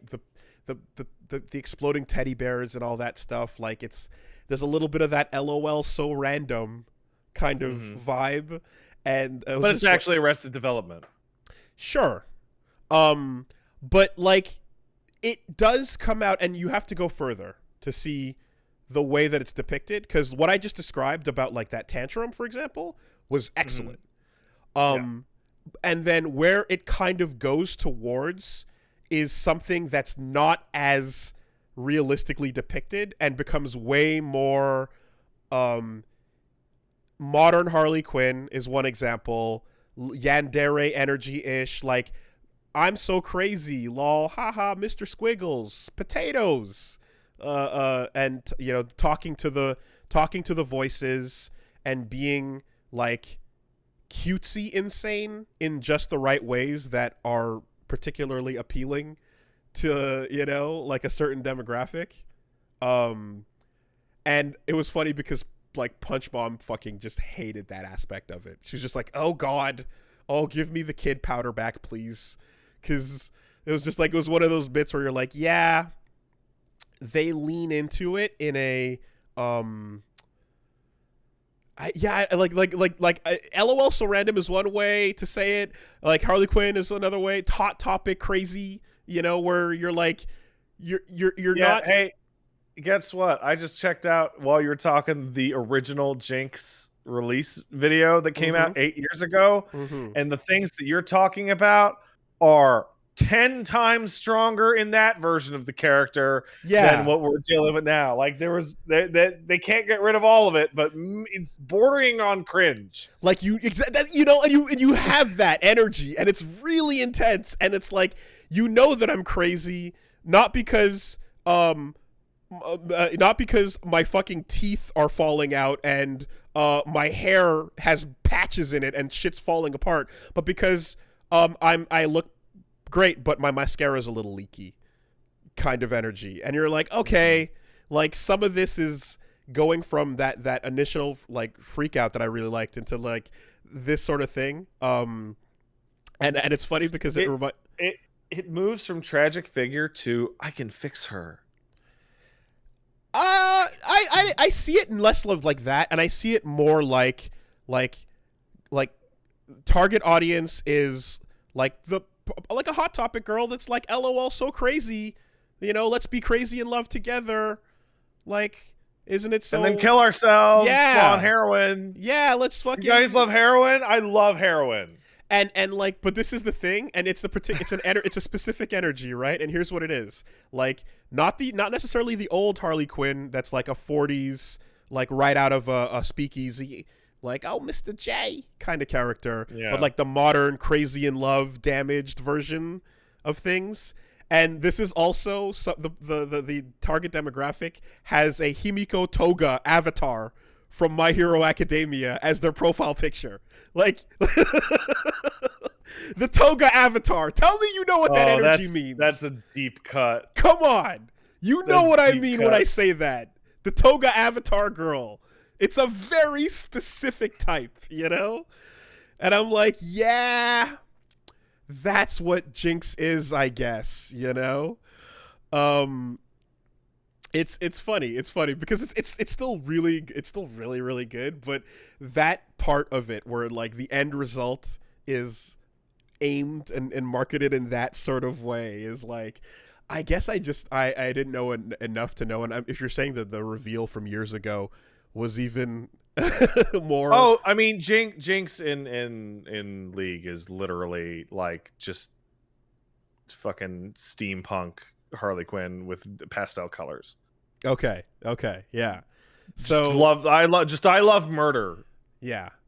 And I just feel like, you know, I guess it wouldn't have been accurate to change any of that to reflect a modern sensibility too much, especially since, you know, she's got the big rocket, or not rocket, but she's got the weapons with the smiley faces on them and stuff. It's you know, it's part of what they're doing. It's the cute but dangerous kaboom, Mr. whatever cutesy explosion, you know, Five Nights at Freddy's stuff. And I guess by contrast, Vi is just kind of like just being a fucking street kid, and I'm waiting to see what version of that becomes the one that looks like the stuff that the artwork in the games is, but they're clearly building to it. But for the most part, the question is really I'm not familiar enough with Jinx. Is she AD? I'm asking this to the live audience. Is she ADC or is she mid? I bet she's ADC, because if she's ADC, then that explains everything. Well, Vi, in the meantime, I buy everything going on with her character, and the setting and the world and all of it. It's just like, yeah, it's just airtight. It's just really airtight. Feels as if they've like gone through ADC. Is that the answer? Yep. Cool. She's an attack damage carry. That explains everything. Okay. And Vi's obviously a jungler. You should be able to tell from her personality, Wooly. Yes. Of course. Those two will never work together. It's so like we had like a little bit of a joke talking about how it's like, yeah, we're starting to care about this world and get into all of this, and I can just be a consumer of the backstory lore and no active interest in the ongoing titles, you know? Like this is probably where we're going. But yeah, no, I feel like the rest of how everything comes together is really well done, and I feel like there must have been like revisions of the script to like go over any things that would be like, wait, why would someone do this, or why would this person say this, or why would you act this way, and then just like cleaned it up, and it's tight. It's tight. There's you know, very few moments where you're kind of like, you know, like questioning motivations, I guess I should say. There's an awesome shot as well in there's a fight Vi has like hand to hand with one of the bad guys' henchmen, and like even the choreography I'm like looking at and going like, oh, they're doing a fucking sick job with that too. Like Vi gets grabbed and like swung around for like almost like a judo throw, and then slammed into the ground. And like when she gets swung, the camera like rotates to keep her as the center of gravity almost, and it's Oh, disorienting. to give the viewer the disorientation. Yeah, It gives the viewer and it's a really cool shot. It's just a nicely done choreographed sequence that I was like, damn, that's fucking solid, you know? Like, and then there's parts where they look at photos of characters or artwork of characters or paintings, and the painting like blends into the world so well because the 3D looks like moving paintings already, you know? Mm-hmm. It's really just like fucking shit's great, man. I'm gonna see if I can finish it off probably tonight, I guess. But yeah, not much else to say. Just that little point about Vi's energy. The next time I fuck up and get logged out, I'll probably finish the rest of Arcane. That's where what you tasks are sitting in my life right now. Hey, let me ask you a question, Wooly. In the 4 episodes that I watched of Arcane's League of Legends, that's just completely wrong. That's not even close. League of Legends is the planet. Runeterra is the world. Are we finally gonna see some tops in that fucking roster or not? I mean, everybody I saw was fucking mid or bot or jungle. I didn't see one top. I saw a top. Yo, you see Mel? Mel is top as fuck. She's great. that black lady, the counselor, the super duper hot counselor woman. Oh, she didn't have a name back when she came out as a card. Is she a card? She's a card first. And is she a character? Can you play as her? I don't know if she's. I don't know if. No, she's not. Okay. Well, whoever the fuck that character is, Jace is top. I don't care. I don't like Jace. That counselor lady, Mel, is gorgeous. Wow. Holy fuck. God damn. What a character design. It's good shit. Well, come to think of it, she wasn't a card first because if Arcane took 6 years to make, that means any characters that they made would have been kicked down into like, you know, the list of existing shit to put into other projects. Does that mean Sithra's gonna be in a TV show? I'd watch a TV show about Sithra. Yeah, I don't know what to expect. You know, I'm just going off of whatever we see in that intro, which is now stuck in my fucking head. Oh, the misery! Everybody wants to be my enemy.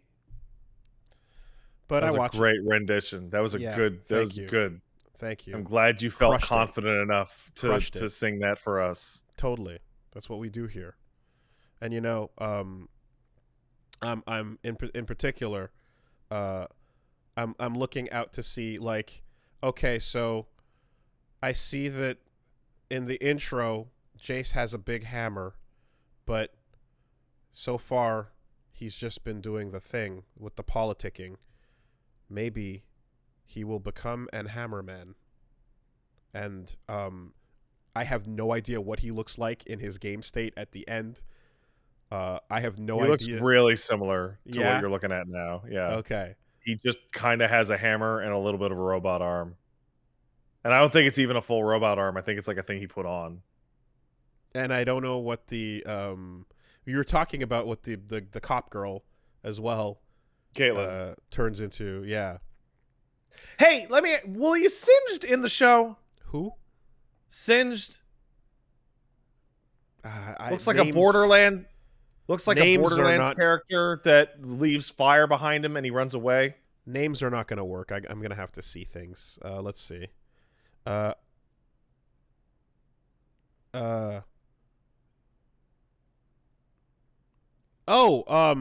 Silvo? No, Singed. Whatever. Okay. People are saying Singed is in there. Singed is cool. I like Singed. Let me see. Silco. No, Singed. Singed. Okay, I'm looking up Singed, and I'm seeing pictures of Silco. So maybe that's not right. singed. These pictures aren't helping me. Let's see what's happening here. Oh, I think I know who that was. Oh, yeah. Oh, this guy. Yeah. No, he's in it. He's Okay. Yeah, he's in it, and he matters. Was he the guy with the vials? Yes. Yes. Oh, that's Singed. Oh, that's crazy. I love Singed. The scientist that works for Silco. Yeah. I love that guy. He plays a significant role. He does stuff. He has an infuriating play style that is just toxic by default. Really, he's playable, huh? He pokes you, right? Like he literally pokes you and like or moves your character around, does a little bit of damage, and then as he runs away, he leaves like flame behind him. So if you try and chase him, you get horribly burned. That's his whole game style. It's hilarious. I mean, it's kind of a fun game to play. Like, is this going to be a playable character or not? Like, I'm seeing limping sick scientist man, and I'm like, oh, you definitely have to be somebody. You become someone for sure. There's no way we're going through all this and you're not going to tell me you're coming out the other side as some playable something, you know? Yeah, but it's not everybody though, I guess it would seem, because some people just get fucking offed and I'm like, oh shit, I thought you were playable. Damn, there you go. It happened, I think, twice where people people that I thought were playable characters just get fucking wrecked. This is the fun part where this is going to be fun to say out loud. The fun part is that you got to watch all the characters, and the characters that are going to be champions, they can't die, because if they died, then they wouldn't be able to get teleported away to the League of Legends Summoner's Rift to do their battle for the thing that's no longer canon. So I guess I don't know. I have no idea where any of this is going, but I'm wondering, and I have to finish it first because like I said, I'm close to the end, but I'm not done. At some point, right? Because they make reference to like the lanes as a place, right? Yeah, it's a location. But at some point, that's just a goof. Is there going to be like a super detailed, elaborate explanation for why there are 3 rows and monsters walking along them? As far as I can tell, and this is all secondhand, the story of League is like the most complicated thing ever. Because you were summoning people from time and space to fight your little battles for you, right? Okay. But then once extra content started to come out, the comics and music videos that was like of these characters in their planet of Runeterra or whatever, League became uncanon to its own spin-off material. Okay. Because the world is too detailed to have a nonsense. Like the Summoner's Rift started out as the thing, and then became the Marvel versus Capcom of its own setting later. Oh, that's so crazy. God, that's weird. Wow. Popularity. I mean, you have to go back and build a backstory, and that can only work if you have a stable world, right? Yeah, I guess. Okay. Interesting. Yeah, because the back of my mind is like listening out for just like, so like, does every war get fought in 3 lanes and like, you know, like I remember doing and then 2 bases I remember doing a tutorial for League of Legends a while ago that called me the Summoner and brought me to the Summoner's Rift, of which is no longer canon.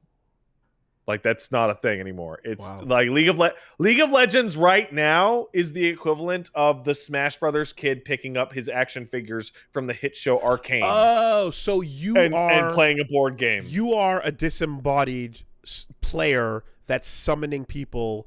Not anymore. Okay. But that originally existed. It was kind of like that. Okay. To my knowledge. Gotcha.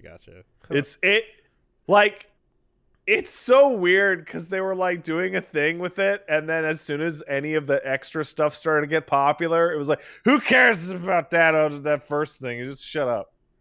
It's a team game with all your favorite heroes from the comics, and you're like, but the comics came after. Yeah, Secret Wars. Secret Wars is the comparison. You really, boy, were you not kidding about Echo's design, by the way. The difference between a big... Oh, yeah! It's night and day! The difference between a big white mohawk and big white dreads in that forward, like Dreadhawk style, is huge. His proportions are also different now. He looks more like a human being and less like a gangly child, which, as we all know, are not human. The pants are no longer those like ninja parachute pants that you can't really run in. Or throw a kick in, for that matter. It is massive. I feel like looking at the old artwork, he kind of has like an Aang vibe to like how the proportions are of his clothing, and especially of like the pants and stuff. And then the new one is just like, oh yeah, no, that looks good, that looks solid, that's rad. Way on board with that. This replaces all other versions of this character going forward then, or is this just like a skin? Well, because it's the Arcane one and it's the Project L one, and I believe there are skins for in League for every character that appears in this show for their Arcane variants. Okay.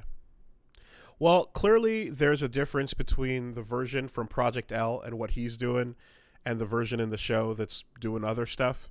Because if the version from Project L existed in the story right now, I feel like that would just be a ridiculous... You still have an episode and a half to go. This is true. Fine. But, like, how do you... That's just a boss stand. Yeah, time stop stuff is good. It's over. It's actually just over. In fact, it is literally a exact stand from 7, if I remember correctly. There's a thing. Like it's just that. So down to the activation device. Yeah, like it's okay. Well, Arcane's great. Hey, this is gonna be like my last update to exemplify the frustration feeling. My friend that was stuck for half an hour at 500 got to 24, got an error, got kicked out of the game, and upon logging back in, it got to the spot of 3,400 to start. Sorry, buddy. I'll see you later tonight around 11 or 12. Pour one out.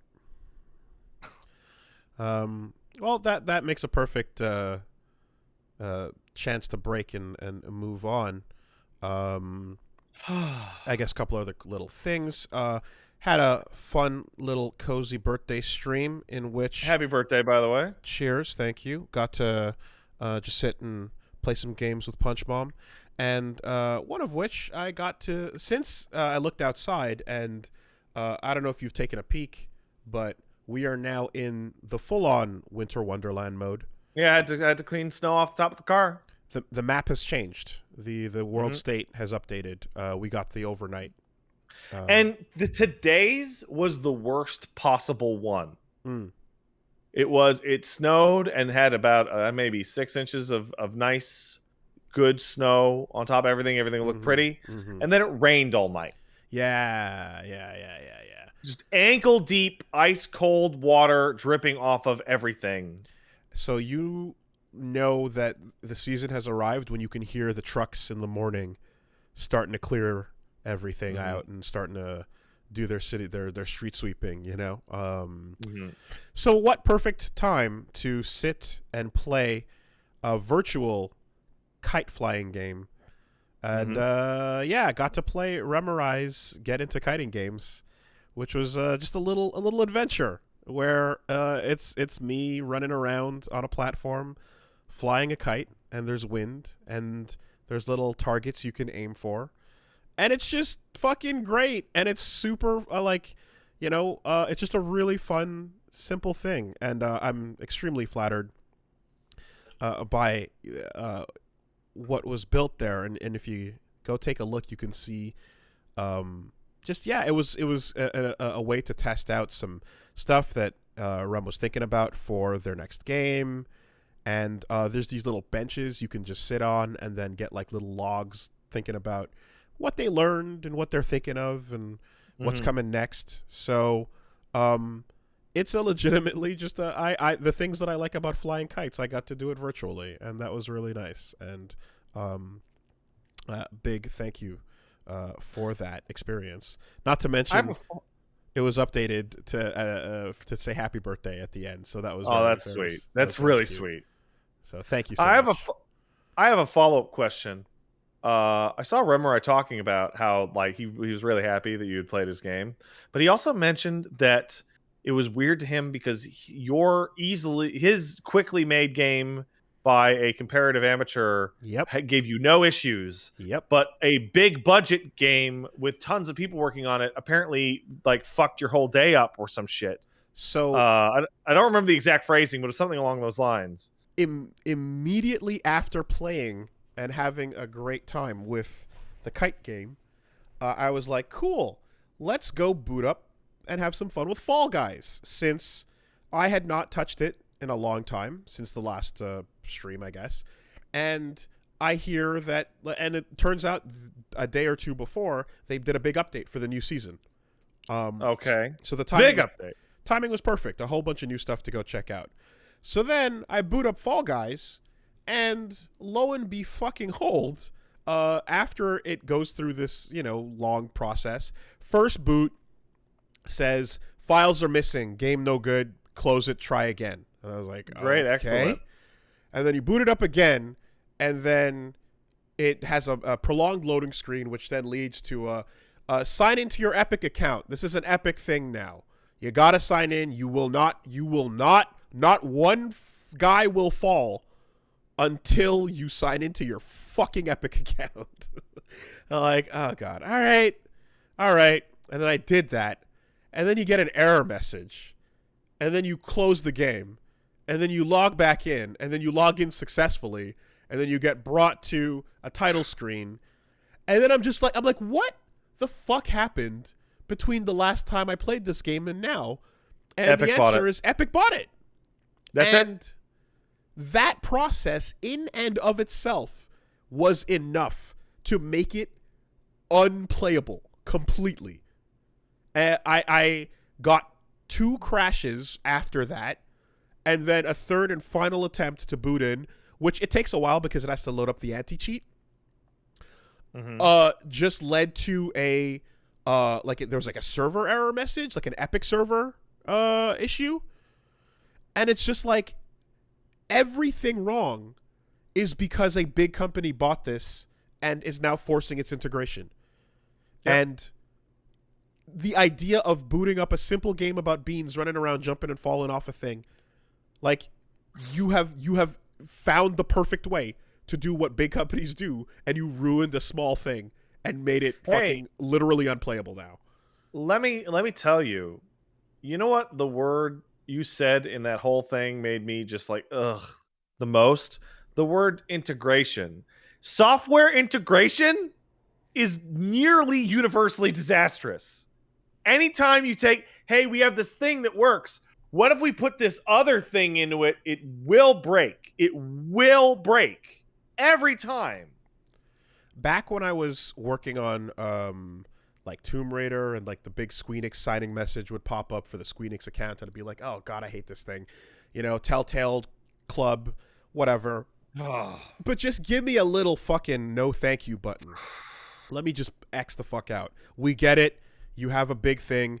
It pays heavily to get our email addresses and to have us sign up for the EULA. And you love it, yes. It's very good for you. We get it. I don't care, but I mean, fine, But the whatever. version of it where it's like, no. This is not a sign up for more stuff incentive. This is a you will not play your game if you don't. And I don't know if you remember the struggles I had with Bethesda and Doom Eternal, but like the absolute, I don't remember them specifically. I only remember that they existed. That it you was had those fucking problems. gross, man. And that's not an online game. That's an offline game where they're like, they're all online games. sign the fuck in. No reward, no nothing. Cosmetic, nope.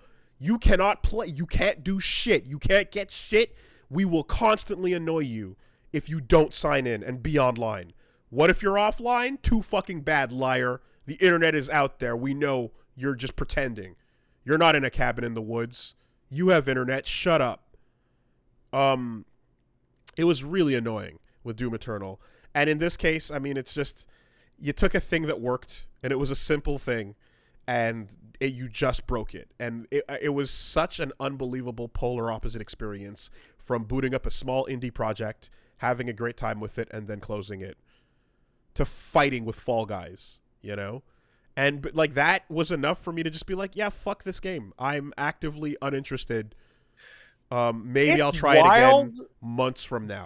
You know, it's wild because I bought that game before the Epic thing happened, and now the game is worse due to a bunch of circumstances out of my control. Like acquisition, you know. We saw the announcement of the purchase, and it's like, oh boy, all right, well, you know, they made a big thing. It was successful. They deserve a payout. That's cool. But what Epic really bought was, we're going to force you to sign in, which means we're going to force you who want to play the popular game to have to make an account on our services. That's what the purchase was all about. There's literally no other thing that to my understanding, like, I mean, they've been doing crossover costumes and whatever with a ton of different games and different IPs or whatever. So it's not like, oh, hey, let's get Bethesda specific stuff in here. It's literally just, let's take a popular thing and gate it so that people have to use our account services to play. You're spending money to annoy people. As far as I can tell, that's all they got out of it. So yeah, that's enough for me. I'm pretty annoyed at that entire process. And just that, so we just moved the fuck on, you know. So that's what Rem was talking about. And then I played a bunch of games, played some Tetris, played some we touched Baba Is You for like a minute. That was fun to see the pieces come together and fall apart and then rebuild them again and to hurt Punch Bomb's brain. But I guess, you know, the only thing I would want to touch on here is Zero Ranger, a shmup that I've been meaning to talk about for a long time. Or I at think least you have, or play on that for a sounds long very time. familiar. I did talk about it when it came out and when I played it for a bit. But I've been meaning to stream it for some time. I meant to say, so I did, and my save was lost because it was from some time ago, and I guess it didn't save to the cloud. So I got a chance to try it out and start from scratch, which is perfect because there's a bunch of stuff that you get to see when you start from scratch only in this game. Oh, interesting. It is a shmup made by people who love the entire genre and want to build a love letter to it, because it is full of references and cool little nods to so much shit. And like the first stage, you get to the boss, and before you fight the boss, you have to fight like basically the captured soul of the Vic Viper. Oh, all right. You're fighting an evil Vic Viper that is, you know, yeah, like, and then and it's hitting you. Sold me very strongly. and it's using options on you, and you're just fighting basically what would feel like, you know, the plane from another player on the other side of the screen. You have successfully brought to my attention the second game I'm aware of, which was sold to me with the phrase, "Dude, you can fight the Vic Viper in it." yeah, you absolutely can. With the first being fucking Zone of the Enders 2. Of course.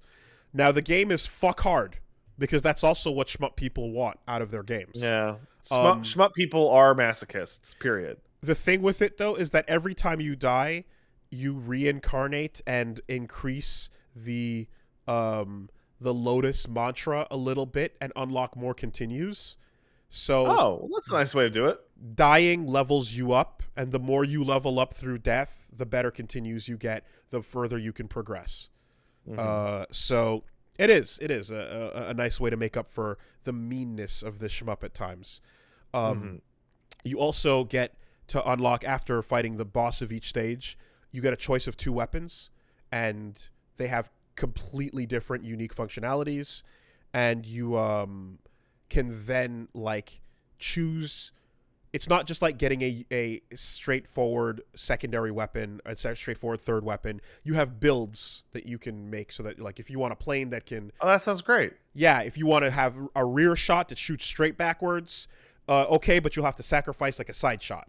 Or you want like a close melee thing, you'll have to sacrifice like a lock-on ability and things like that, you know? So you can customize to a degree.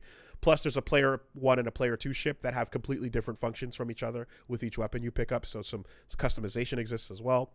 And then, on top of all that, and on top of you paying homage to various bosses and characters and shmups and all these little things that you see, it pays homage, of course, to Ikaruga. You know, it pays homage to like all the greats.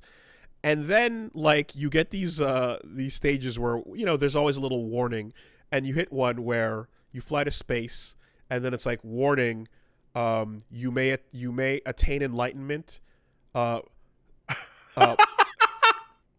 the impossible, or break the unbreakable. Oh, come on.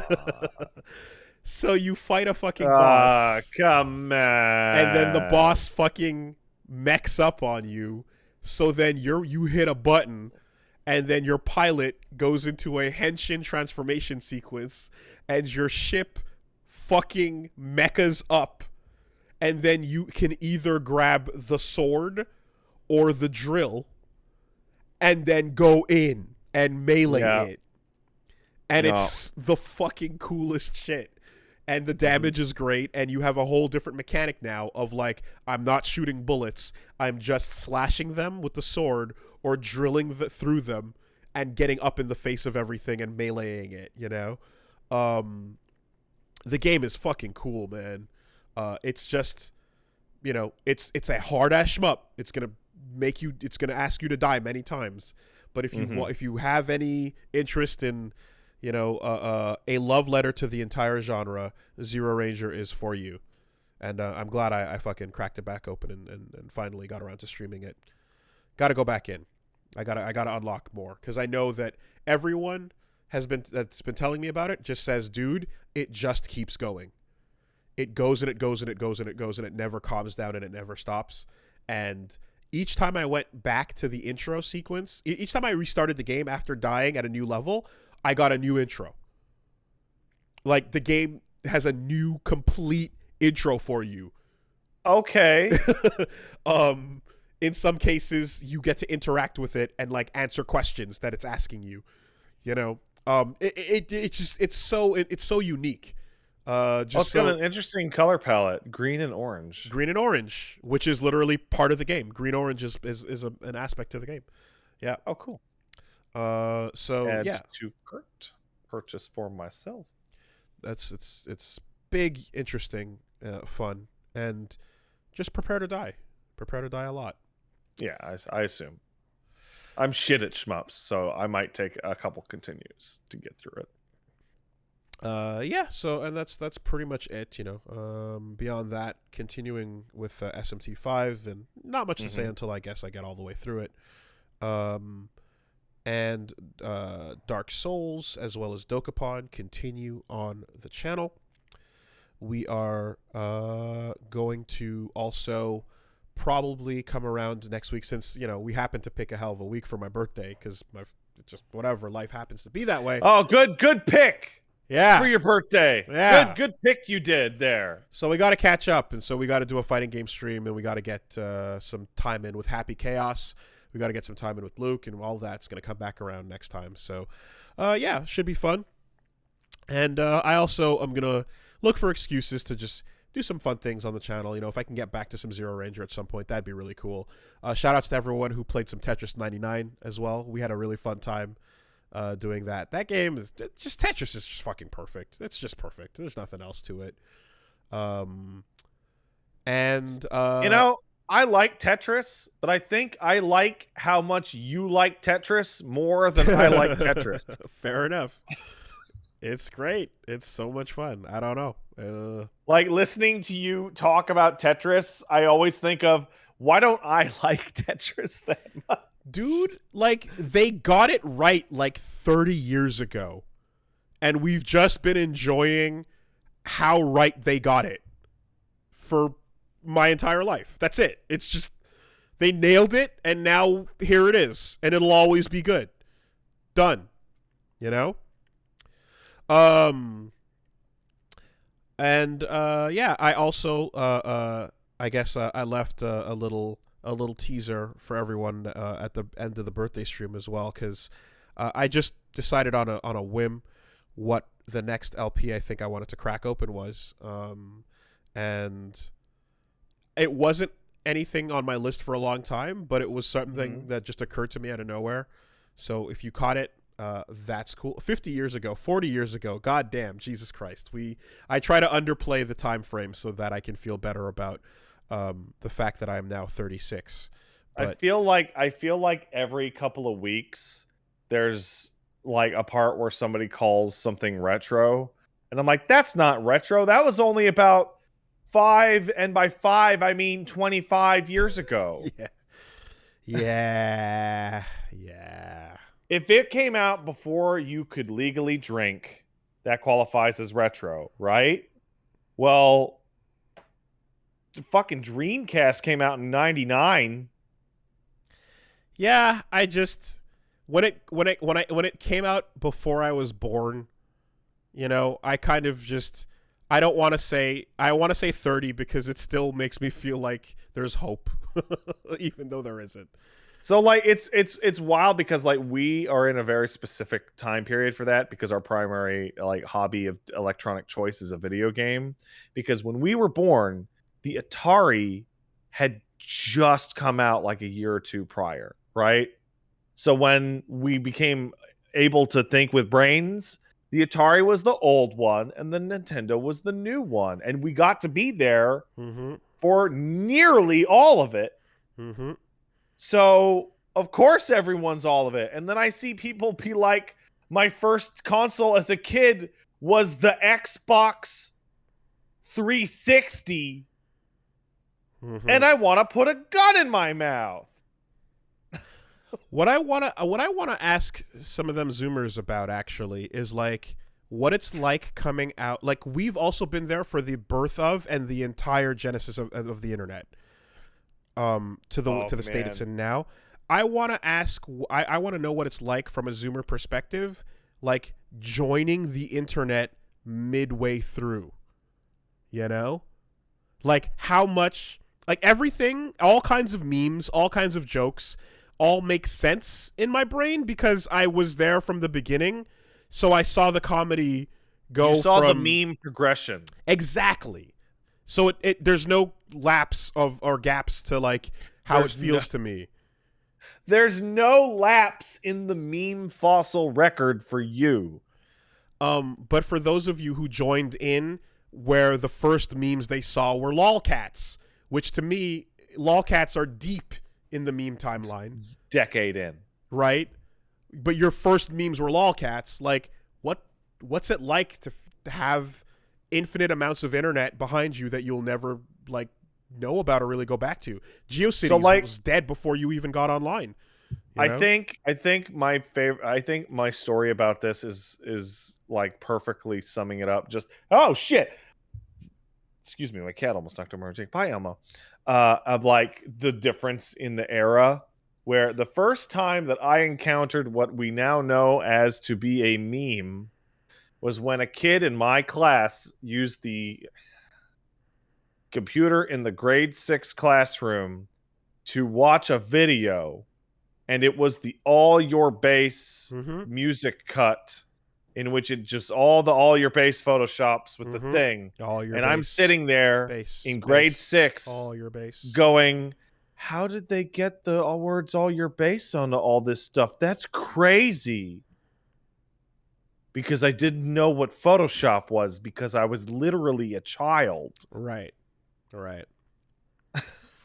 I guess, I mean, I would have to assume it's like when I was growing up, I would always hear about bands I didn't know that were legendary and films I'd never seen that were, you know, staples of the genre, right? Or staples of the time of modern filmmaking. And I was always like, yeah, I get the references to these things because they're constant, you know? And like most things like The Simpsons are going to reference these bands and The Simpsons are going to make jokes about these movies that I've never seen. Right. But I guess I'm going to understand the idea of what they were about at some point or whatever. And then it was right when I was in college where I basically went, all right, I've decided I'm now going to start looking back and finding out for myself. And I went to that video store that used to be down by the Faubourg that's not there anymore. It got killed for being English. No, I think it just, like, the whole thing moved down a lot. But Movie Land was this, there was this movie store that was like kind of indie that was around. And anyway, they just had a lot of classics. And I just got on this kick of like, I'm going to go rent old ass movies and watch them to find out what the big deal was. There's some good old ass movies out there. I sure fucking got some. Did you know that people were able to make good things before you? It was wild, right? I couldn't believe it, but that was, you know, my first Kurosawa stuff, my first checking out like fucking list, like things I'd never ever get to for any reason. Your Casablancas and your fucking Raging Bull or a bunch of Jim Jarmusch movies, you know, all the weird stuff Bill Murray was up to. Yeah. You know, like I just went down this kick of like, yeah, let me just go watch old movies that I'd never watched.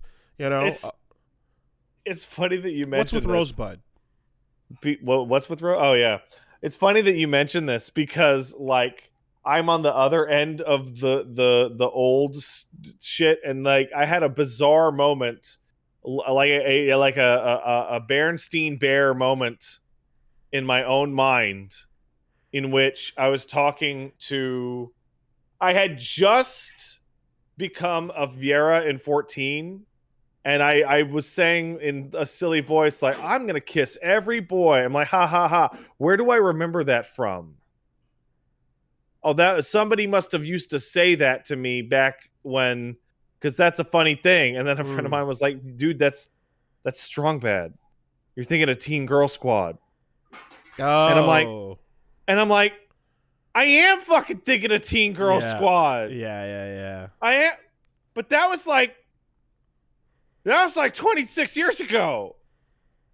It's been so long ago that I remember the joke and the tone. But not the source itself. It was so nebulous that it's become like, oh, someone must have said that to me, I guess. So I guess I just like, I spent some time renting like about 3 movies a week of just old shit to just find out what I was missing out on. And I have to wonder if, like, do you do that with the internet? Do you go back to, like, archive.org and start just, like, looking through the past? Because the internet is like wrestling. It's made for whoever jumps on at the time they jump on. You're going to go back and find out what the start of the storyline is? There was no start of the storyline. Right. But if it were me and I saw the Space Jam website for the first time and I didn't get the joke, I would be really confused and want to know what the joke is, right? Why is this website like this? The joke is people don't know how to make websites. Yeah. Like, they literally just put up the Chrono Cross, like, cross promotion with the mobile game website, and it's made to look like a 2000s website with a guest book and little GIFs and everything. And it's fun. It's cute. It's a fun little old website. But if I was born in a time frame where that joke made no sense to me, I would feel like I'd have to go back and start figuring it out at some point. I'd just be like, okay, enough of this. What am I missing here? You know, to which you can spend just as much time as you have been going forward in the present, going backwards to the past to figure out where memes came from. The old blood. It's thick. It involves installing Flash. People used to laugh at this stuff. Stick figures. They're fighting. They're fighting. It's crazy. Before Devil May Cry. There was Xiao Xiao 3. Yeah, specifically 3. 3 was the best one. He goes through the whole fucking warehouse and he switches weapons and he does quick style switches too. It was great. I thought I was having a brain aneurysm the other day when a friend of mine was streaming a game he was playing in Discord. I'm like, what's this? And he's like, oh, it just came out. It's an early access or whatever. And I load it up, and it's a Madness Combat game. Madness Combat. I'll show you a photo, and you'll go, oh, that thing. Madness Combat.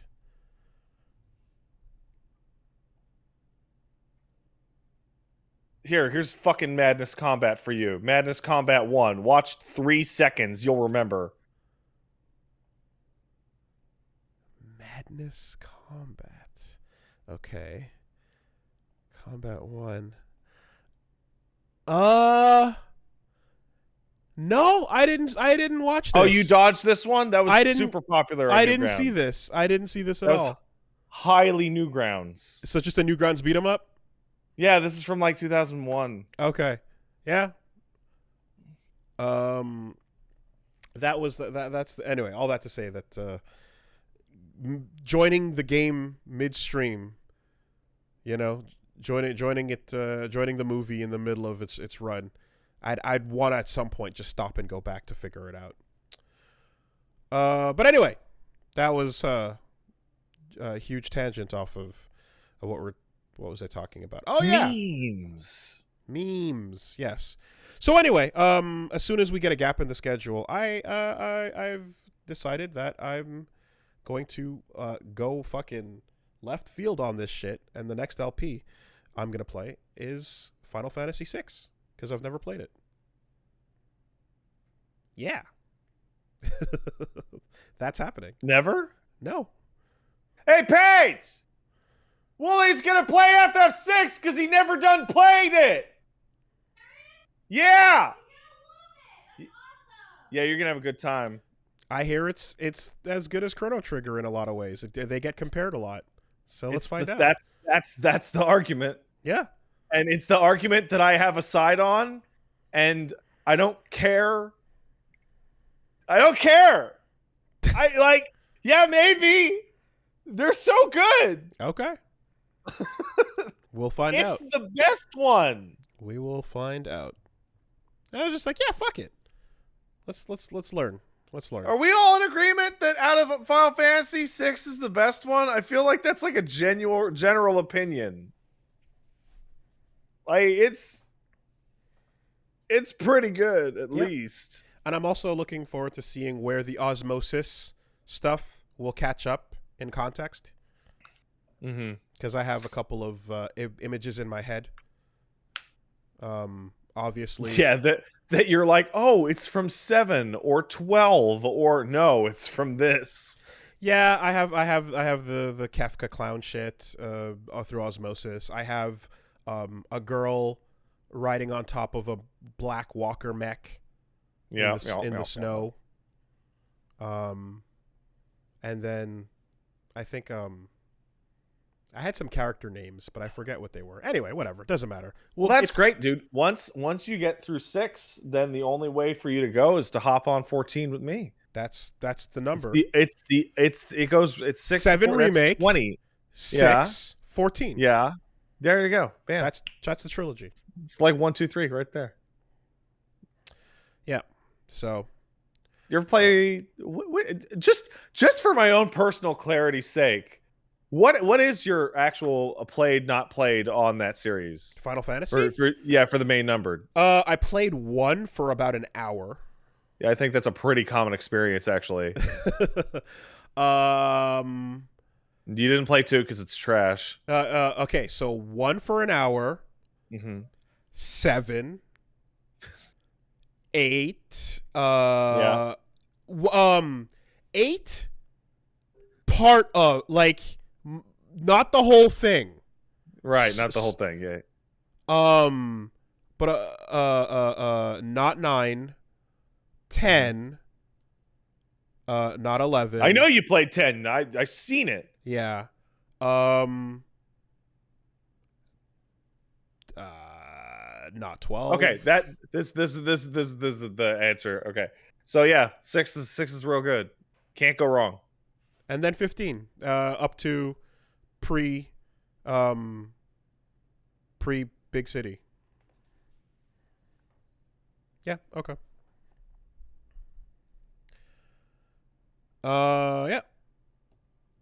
Yeah, that 6 is a good one. I hear 6 is where like, how do I put this? 6 is where like the series' identity became like locked in stone. Like all the things that people think of when they think of Final Fantasy are present in that one in large quantities. The American misnaming thing, like American 3. Oh, it's shit. And the Mystic Quest is not any of those, right? No, Mystic Quest is actually Mana Games. Okay. Completely different thing. Okay. Completely different. They just named Final Fantasy out here. So American 4, 5, 6, or rather American 1, 2, 3 were actually 4, 5, and 6. No. Because that would be not confusing, right? All right. 1 is 1. No problem. Okay? They skipped 2. They skipped 3. 4 is American 2. Oh, okay. They skipped 5, and then they got 6, which they named American 3. American 3. Okay. All right. That's what it was. And then 7 came out, okay. And friends of mine in elementary school thought the reason why it was called FF7 was Square saying that it was so much better than Final Fantasy 3 that they just skipped them. That's hilarious. Which is a really cool idea. That's a really cool idea. It's so good. Yeah. The 360. It's that much bigger and that like much the Bayonetta better. trailer comes out and it's just Bayonetta 5. Yep. Man. Also, the bummer to me is that 5 is my favorite. I love 5, and I played it like 15 years after it came out because it never came out in English until relatively recently. Right. Like that logic makes so much sense when you're on an elementary schoolyard. Yeah, no, they skipped the number because it's that much better. Because that's what it is. You go up. If you and that was combined with FF7 in the magazine.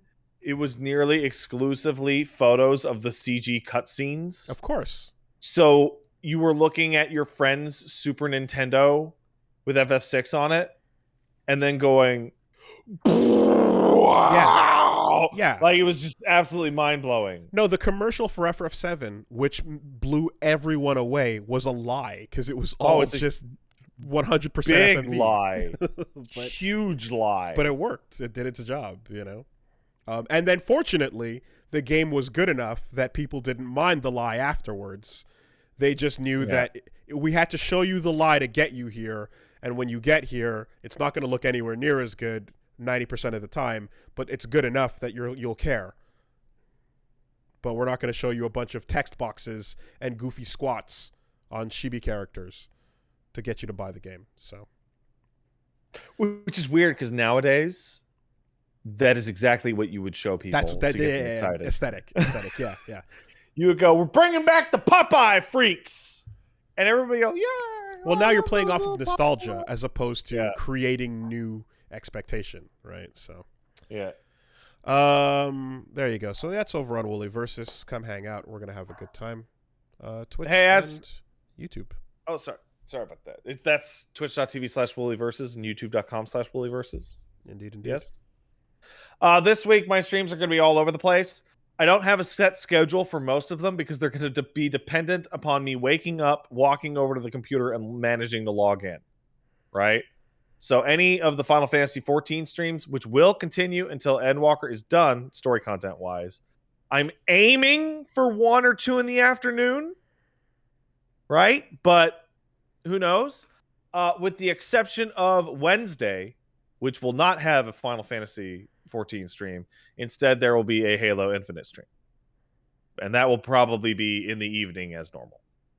But I have not figured out the time yet. Okay. And that's over twitch.tv/PatStaresAt. By the way, is any version of it on the anthology good to go? Or should I just literally grab a SNES cartridge? The question of which one to get has always been a kind of nightmare up until like literally last week. So Okay. you said Chrono that it was Trigger loading screens, you know. You said it was last week that you decided this? Or so. Yeah. FF Oh, the Final Fantasy VI Pixel Remaster is not out yet. Oh, I was about to say, oh yeah, you can do that in a second. Oh, there's a remaster that's about to drop. Yeah, 5 came out a couple weeks ago. Okay. And it's not the shitty Chrono Trigger PC version mobilization version. Yeah, no. If you were going to play FF6 in the near future, you would want the GBA with the music patch. GBA? Of course. Of course the answer was not going to be straightforward. So you can either... Game Boy Advance with the music patch was nowhere near what I was expecting. Holy shit. Oh my god. Okay. Or you could wait... for the remaster to drop. A month-ish tops. Yeah. For the FF6 Pixel Remaster, which has all the Pixel ones they've done have completely re-recorded music that's all like super incredible. Okay. Yeah, we got time. That's fine. I think I'll just do that. Yeah, just wait for that. That's gonna be way easier. Every time I throw a question like this out. It's always bullshit that comes back. Like, hey, I feel I'm gonna play Half-Life. What should I? Oh God! It's why the Pixel remasters, like when originally people were like very like, oh, this looks like shit, right? Yeah. And then like they came out, it's like actually the sprites do look nice. They've redone a lot of the backgrounds to look nicer, and the music is A+, like redone. The only thing is that it's a font that's people don't like the font. Okay. So it's like a 2-second like just change the fucking font out. But these will be the versions of the classics to play. Cool. That's great. That's great. I mean, yeah. I'm sure there's a comprehensive video on YouTube side by siding it. Yes, you know? there is. Yes, but there are many. Yeah. There are many. Good. That's good. All right, we're gonna take a quick break, I assume, before we hit sponsors and news. Yep. Okay, I'm gonna pee and then take the dog out, and he's gonna pee, and we're all gonna pee. Take 5, everybody.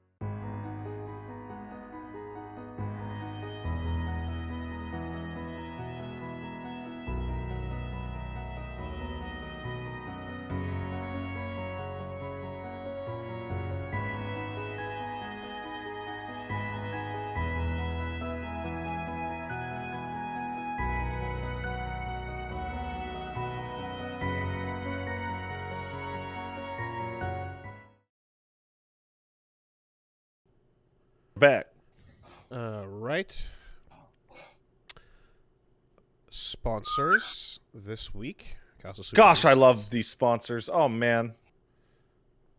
This week, podcast is brought to you by DoorDash, because some of you are out there trying to figure out what to eat, and I don't know about you, but looking outside right now, fuck that. I just took the dog outside, dude, and it is a slush, like frozen, ankle-deep frozen water, wet nightmare. There has never been a better time to absolutely refuse the outside world and let DoorDash help you out by getting you what you want to eat from the place you want to eat it in a fairly quick manner, safely dropped off at your door, because braving the elements, depending on where you live, is not even a question. Even if it's fine outside and you're just like, yeah, but it's far, they can help you out with that. You got yourself a massive list of partners to choose from. Over 300,000 different partners, restaurants, local go-tos.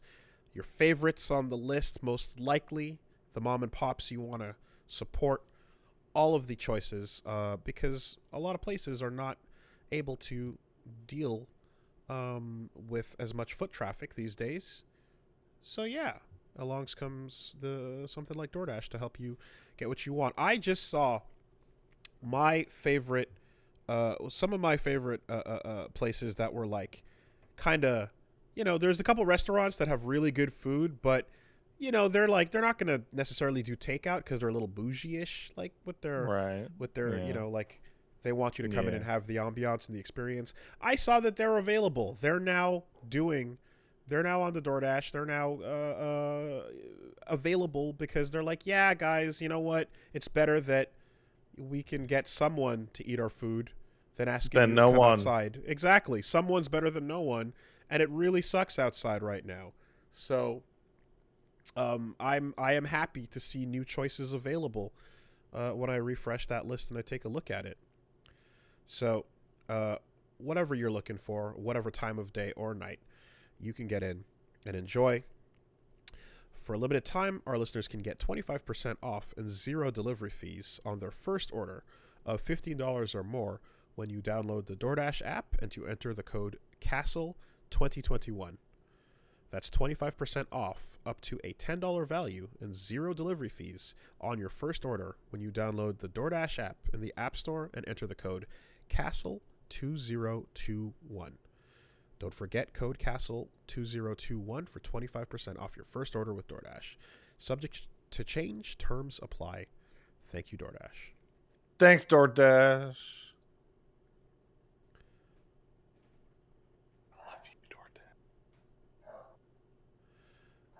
This week, the podcast is also sponsored by Away, who, as we have discussed in the past, are out there thinking about luggage. And I know some of you have dragged a suitcase through an airport or maybe to a train station with the wheels all busted up, and you're holding everybody back, and every time you go over a sidewalk click, it's like it wrestles out of your control. Maybe you even like cramped up your shoulder at one point, and it yeah, I've been there. And then you're trying to, and then you get to, like, God forbid you get to a sidewalk, and you're like, oh no, I hope I don't like rail this off into traffic, and spill, and then it hits a fucking truck, and now my underwear is all over Fifth Avenue. It's terrible. Kind of an escalation there at the end there, but I get what you're saying. The point is that bad luggage sucks, and bad luggage can give you a bad trip, and it can mean a bad time for everybody. And maybe you thought you did your best to pack stuff in to travel and carry it on and be, ready to put it over in the overhead. But then on your way back, you bought some stuff, and you're like, oh no, what do I do? Or I have too much clothes or laundry or whatever. Well, it happens, man. The Away suitcases are considering all of these things, and they're solving those problems. I mean, yes, I can go on and on and on about how amazing the battery is that you can plug a USB wire into. You love that battery so much. I can just wax poetic about the battery and how lovely it is to have a full charge for all of your devices if you need it on your bag whenever you're ready to go. But more than that, you got the laundry bag to separate and compress and keep things tidy. You've got a dividing space saver. You've got high quality wheels. You got a TSA approved lock. You've got just the right build, sturdiness, durability, and I've been rocking my Away suitcase and been very happy with it across many, many trips. And I'll tell you, like, once you get one, you don't have to think about the pain. You know, the suitcase I had right before that one was one of those kinds that the wheel busted on me and fell apart mid-trip, and I was dragging a 3-wheeled suitcase through the airport, rushing to my gate.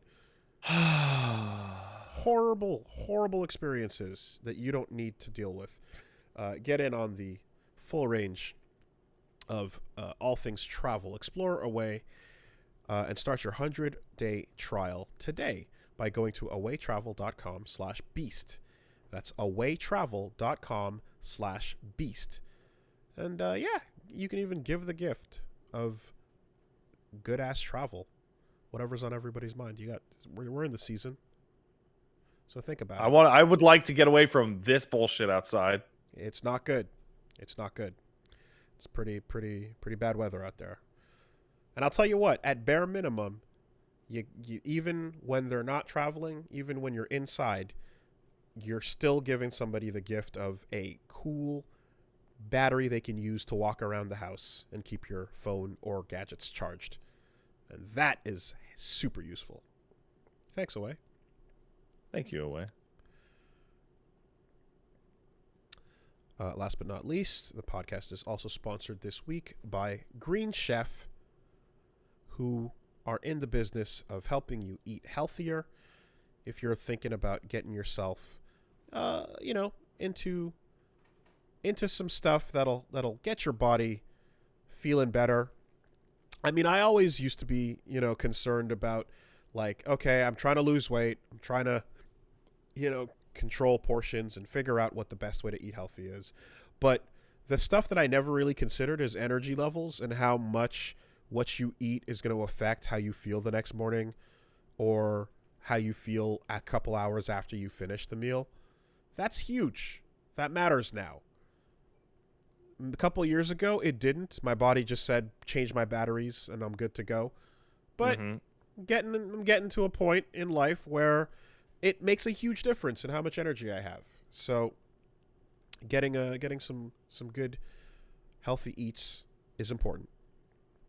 So if you want to, why not consider Green Chef, who can help you make cooking easy, spending less time on stressing about what to buy, what decisions, by giving you some delicious home-cooked meals, pre-made, pre-packaged, pre-measured, all the dressings and spices and various curated flavors you'll need, and you can save time on figuring out how to eat right by tapping into the tons of recipes they have available for you each week.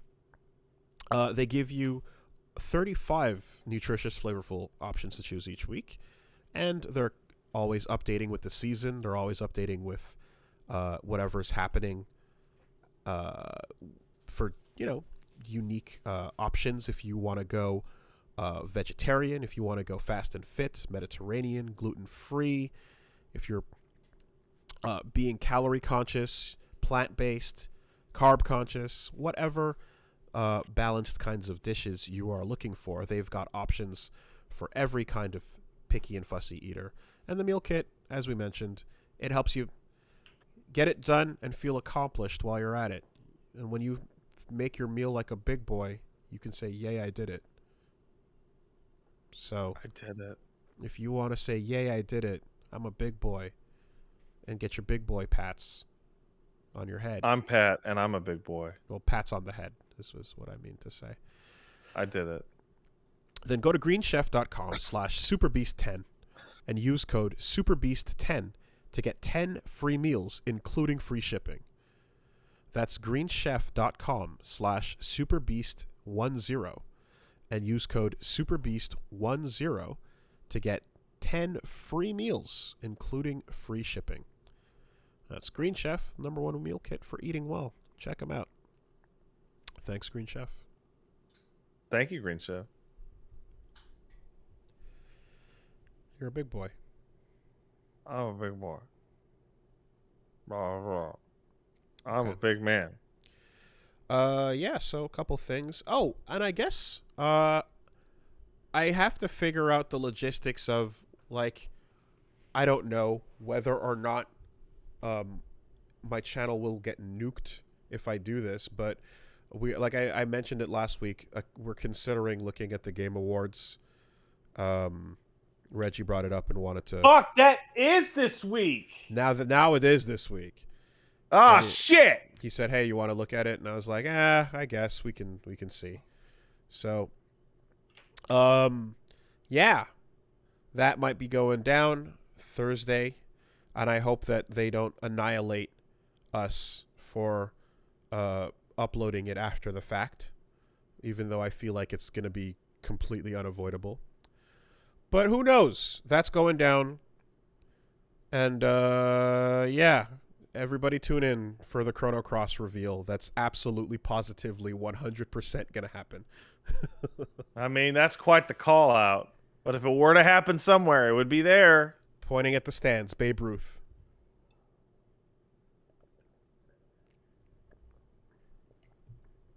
All right. What's going on this week? Couple things. How about this? Virtua Fighter Cross Yakuza. Shut up! Shut up! I hate this and I hate you. Shoot the fucking messenger, why don't you? I will! I'll do it! All right, well, Virtua Fighter, the healthy Sega game franchise.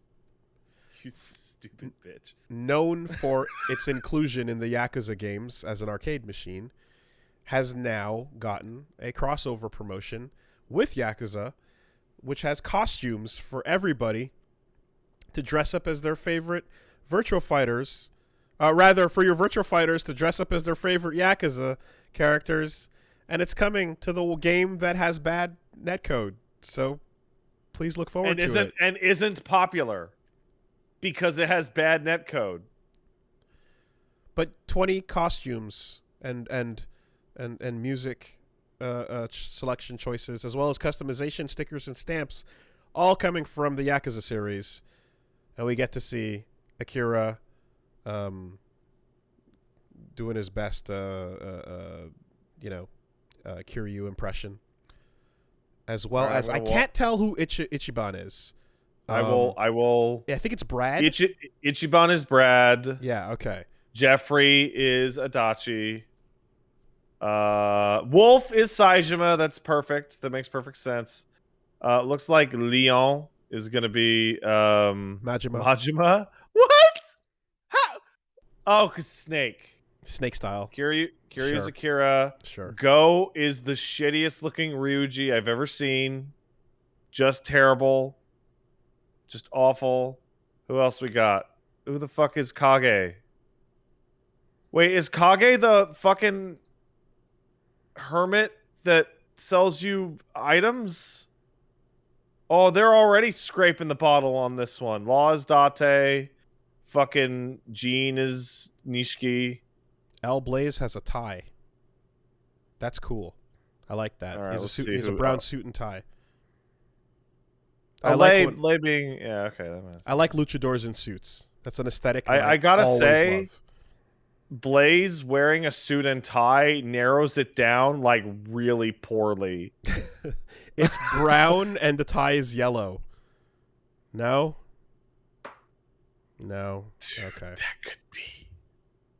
That could be anyone. Well, because it's not just. Oh, it's Mine? He's Mine? Fuck Mine. This is the entire franchise, right? It has like all the games to reference. So I guess. there's a lot.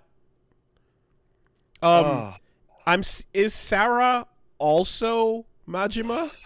I don't know. Because she has an eye patch, tattoos, and is blonde. I don't know. Okay. Well, in any case, yeah, this is happening. And you know what this actually tells me? More than anything. The god is dead. And no one cares. If there is a hell, I'll see you there. Yeah. This collaboration is why you're not getting Kiryu in Tekken. That's so stupid. Because Sega is pretty sure they have their own thing. And why would we go be in Tekken when we've got our own thing? You know? That's so stupid. Yeah. Yeah. Straight up. Like, Kiryu is a perfect fit for Tekken. We all know it. But Sega has their own 3D fighting franchise that could be considered a rival of Tekken if it were alive. So why would we go and push for that instead of pushing for our own thing? Because your own thing is like... Yep. Like, my genuine worry is that someone at Sega is sitting there going, "Oh man, we're gonna do a bunch of numbers on Virtua Fighter now that these costumes are coming out." This is an awesome announcement. This is a really cool thing to do that nobody saw coming. You know? It should by The DLC for a game that was dead the day it came out. Yeah, cool. Great announcement. By any stretch of the imagination, this should be something that people would be excited for, if not for the fact that the deep, like, inner soul botch that is the inability to play this game with other people properly makes everything worthless. Like, do you want to know what would be a legitimately better announcement? Nothing? Is if they announced these costumes for the version of Virtua Fighter inside in the next Yakuza game. Yes. Would have been a better announcement. Oh, shit. Because I'll be playing more of that for the mini games than I will the real one. Just make a little, like, Yakuza fighter machine, and you go play it, and, like, it's all the costumes inside instead of this. Yeah. Totally. It's painful because, like, they're still interested, and they're still trying to do that, and you know, it just... Oh, hold on. I just saw the reference to Sarah Bryant. It's Goromi. Okay. I see who Goromi is. Really? Apparently so. Sarah's costume is just Majima in drag? So it seems. And I'm looking at a picture of Majima as Goromi right now. And I gotta say, like, where I left off, Majima is a dead serious, really interesting character. Oh yeah, dude, I have dissonance on a level you can't possibly imagine. The people who played all the games and like, why is Majima so serious, was like kind of a shock, and that's the reason why he acts like that in that game for, you know, thematic purposes. But like the people who played Zero first and then looking over at like Construction Joker, you can't understand the level of dissonance I'm going through with every one of these pictures and screenshots and moments. And, like, memes of him popping up out of fucking nowhere and just clowning around. And it's like this dead serious, really cool, interesting dude. That's where I'm at, you know? Yeah. Well, anyway, you can go check out the costumes and you can see them, guys. They'll be coming out tomorrow. Cool. That was a lie. It's not cool. You know what is cool? Rollback Netcode coming to BlazBlue and Cross Tag Battle. Because Arxis kind of maybe gets it. It turns out that Arxis kind of gets it. CEO 2021 was this weekend, and they just announced updates to Central Fiction and Cross Tag Battle for full rollback play. The netcode public test begins tomorrow. And fuck yeah, it's going to be fully ready to go in 2022. PS4 and Steam. For those of you who are listening to the audio version at home, upon Wooly's recent read of the news story, I tossed my keyboard across the room. Keyboard was tossed. And put my face in my hands and got real pouty. I am like massively critically hit by the combination of, hey, remember Virtua Fighter? Arxis is going back to old games and giving them rollback netcode. This is the most important part of this announcement, okay? By far, no question. Because we saw it with Fexel, but it was smaller scale, so it didn't really take. People didn't really pay that much attention. This is the most recent game to get a fucking update that switches it over to rollback netplay. It used to be something heavily focused on the older KOFs, the older Guilty Gears, and the idea being generally that it's easier to implement rollback into older games because you're implementing it on an emulator level, right? What Code Mystics is doing with KOF is implementing rollback on the emulation level, whereas these modern games you're not working on that level. You're working on within the game code directly itself. This is, of course, you see the changes with Street Fighter. They try to update it. We see changes with Tekken. They try to update it. But this is part of why the struggle is happening with a lot of modern games. BlazBlue is pretty fucking recent. Cross Tag Battle is pretty fucking recent. They just went back and did it. It's absolutely possible. And this, to me, is also a decent indicator, if Arxis is fucking doing what they do, that Dragon Ball might be next, or Sam Show might be on the fucking plate. It has to be Dragon Ball. Because those games need it more than anything else. It is awesome that BlazBlue and Cross Tag Battle are coming back with rollback, but Dragon Ball and fucking Samurai Showdown are dying. Those games need it hard. I really hope SNK can take note with a modern implementation in KOF 15, and Code Mystics with their help on the older games, and start looking at that down the line for what they currently have, because fucking Sam Show is abandoned otherwise. But Dragon Ball, dear God, that has to be on the fucking plate for this. This is great news. A modern game getting an implementation of rollback is great news. Because now we don't have to play the game of, it's too hard, we're not gonna. Here it is. It's so important that Dragon Ball gets the goddamn it is. Fucking, like, of any game ever. It's God damn it, Dragon Ball.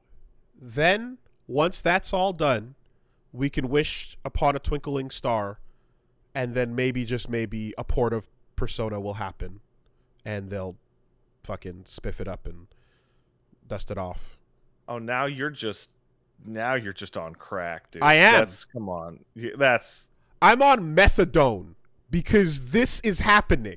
2 games announced, recent, with rollback coming in a matter of months, literally in January.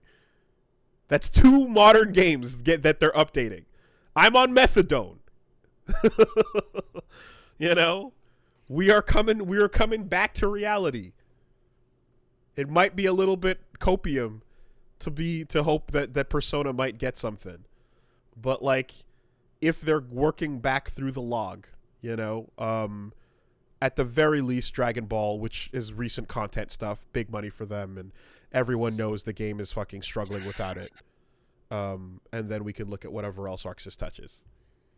DNF Duel? Probably. Hope so. Grand Blue? Maybe. Hope so. They went back and did Blaze Blue.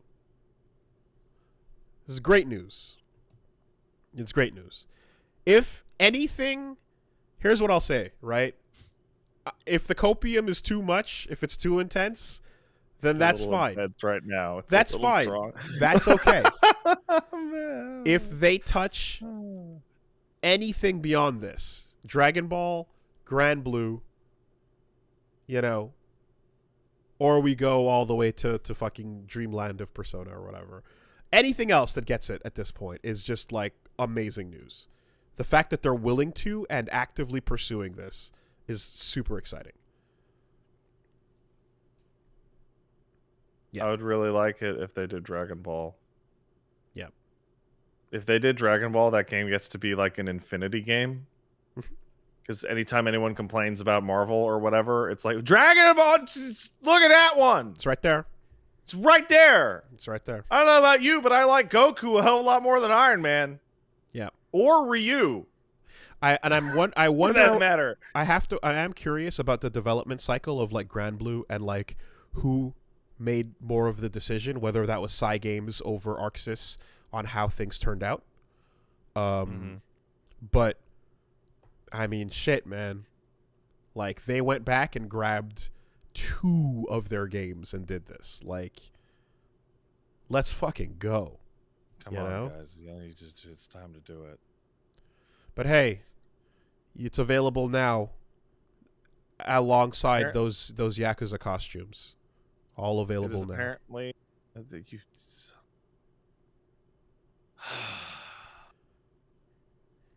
other stuff got announced.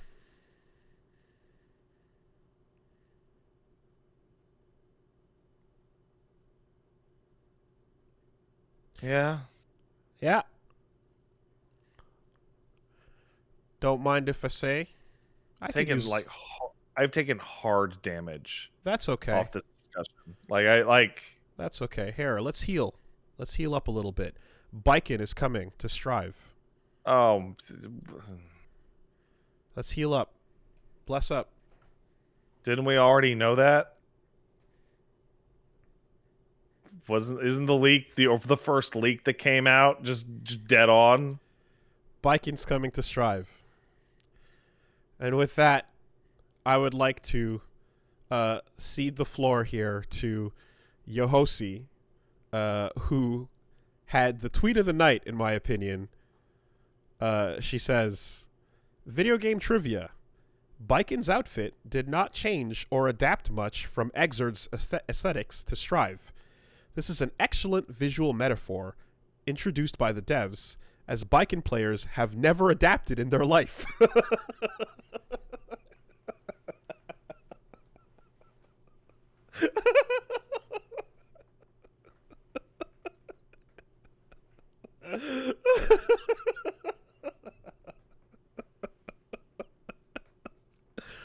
Yeah. Killed it. That's pretty great. Done. That's over. Pretty great. Over. Got him. Oh, yeah. That's pretty great. Done and done. Done and done. What the fuck? Oh no, we got a fucking news article out here, science article that is going to change society. Okay. Well, hold on. I'm in the middle of talking about Baiken. Oh. So that's going to have to wait. Society couldn't change. Blame the beasts for a minute We're talking about Baiken. All right. Ironically enough, this story is about blaming the beasts. We Lovely. will continue later. That's fine. I am expecting. I mean, her design is identical. It literally looks like it hasn't changed much at all. It's not a rip, but it is like the same design. It really is the same design brought forward, and that's fine. That's okay. We'll see what little things, little small things will happen. It is. I will say this: it's the least amount of glow up in the Strive sense of the entire cast. Everyone has gotten a huge overhaul, and she's just fucking sticking to the old way. So that's fine. I don't like her new design. I still don't like it at all.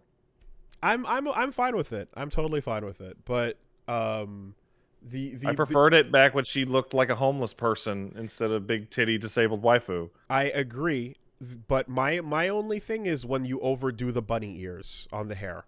Just don't overdo the bunny ear stuff, which it seems like they've calmed it down both with her and with that man who had big old ears. Why did he even have those cat ears? I don't know. I think Daisuke just likes that aesthetic because he brought it back in a couple places.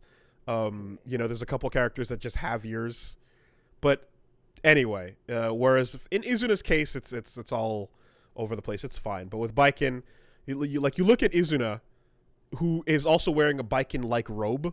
And you kind of see some of the design cues that he just likes the look of someone wearing a Japanese style like a kimono and with the kimono and has the rabbit ear look. Like it's just a thing with the sword and a lot of the same feelings going on with that stuff.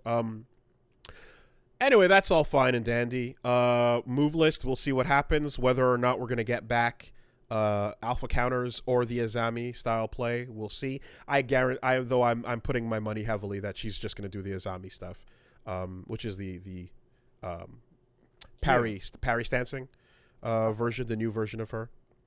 But we have no gameplay to look at so far. It's just a teaser of her like existence, and she has an interesting line. It seems like she is referencing Delilah, who was someone that shows up kind of like Happy Chaos showed up for 2 seconds of the story in Exerd. Delilah shows up as a pair of feet at the end of the Exerd story.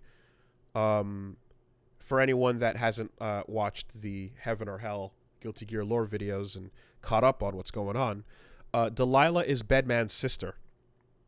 And right as he dies, she shows up, and we don't get a good look at her. We just see that her feet have the same tattoo that he has. So Bed Girl should be arriving, hopefully. Bed Girl, the foot woman, at some point. And for some reason, she's either, friends with or being protected by Baiken. And that would make sense, seeing as Baiken no longer has a purpose. Her entire revenge quest and everything she was out for no longer has a place to direct that energy. Since, you go watch that go watch that story mode. And, that big revenge quest doesn't really have anywhere to go now. I know exactly why they're friends. I can tell you that right now. It's a spoiler, though. Okay. It's because Baiken saw this girl who had 2 feet, and she felt a kinship because she has 2 feet. The only thing she has 2 of her limbs. And she was like, you have 2 feet also, let's be friends. She got 2 titties. That's not a limb, Wooly. She got 2? What the fuck is up with Baiken and people? Wait, you're all fucking freaks. You all sound like fucking psychos. Shit. No, it's funny because no matter what version of this character, no matter how she transforms over the years, or whatever she turns into, or morphs into, I'm down with aggro samurai girl. I just like that energy, and that's what I'm about. So when she was just a Kenshin like off color, dirty, and like practically not even in the main roster, I'm down for that.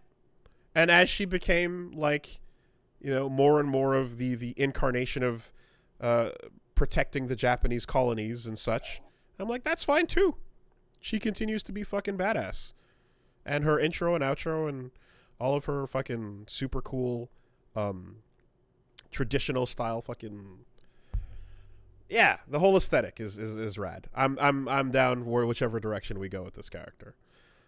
I really do want to see what the gameplay changes are going to be, though, to adapt to Strive, because that full kit, if left intact, it might be like one of the best in the game if she can do everything that she used to be able to do. If she has all of those options in neutral that she used to have off of the run and off of the block, it's going to be fucking crazy. And I imagine as well, like, whatever version of Yozansen we get, like with the new system and the ability to like instantly drift forward and like get conversions off of it and stuff, like she can be really good with an instant overhead into RC, into like crazy wall combos and wall carry shit. So I look forward to what we're gonna get, which apparently January next year we're gonna see more. So yay for Baiken. And yes, if you are amongst those who just like the idea of Baiken but don't actually play her / like don't care about like what's the meme where you're a Baiken player and then you pull the mask off and it's literally just a picture of titties and some fucking Jergens like Jergens lotion and total hours played 2. If you're one of those people, I encourage you to break out of the pattern and actually spend time and learn to play the fucking character. It's cool. Will I give up the Nago Ghost? I don't think I will, but I don't know. I'll just have to main both and then make a decision on which I enjoy more. But at the moment, goddamn, I love Nagaryuki, and I don't know if I'd be down to. I don't know if I'd want to hard switch back. When Blanca came out, I was deep down the Nikali train, so I didn't quite ever go all the way back over to Street Fighter V Blanca. I just got some basics down with him, but I still felt more comfortable with Nikali because of the time played. So we will just have to see. Is Baiken just for every game that comes out forever now just gonna be the people will buy her so she'll never hit the base roster ever again? No buy, no my, no buy. She's the new no my, no buy. Yeah. I kind of feel like that's the case. But not like she's the opposite. She'll never be in the base roster. Right? Because this is like 2 games in a row that she's been DLC. It has been, yeah. And then she's DLC in Samurai Showdown, so clearly the popularity means Yeah, something. yeah. It's like, because they know that Baiken fans have turned into degenerates. They have. They used to be cool back in XX. See, but I also feel like Dizzy is somewhat in that category too. Like, oh boy, is she. Anyone who ranks high on the character popularity poll is going to be sold to you in a DLC pack. That's absolutely the move that we're going to be seeing.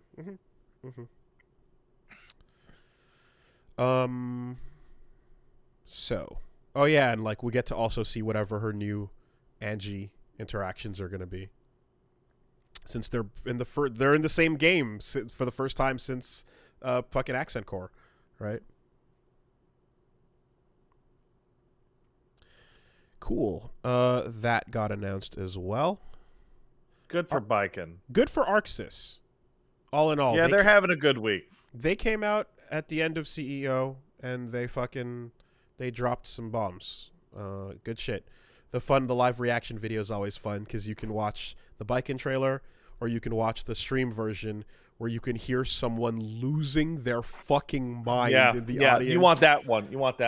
Thank you for the cookie, darling.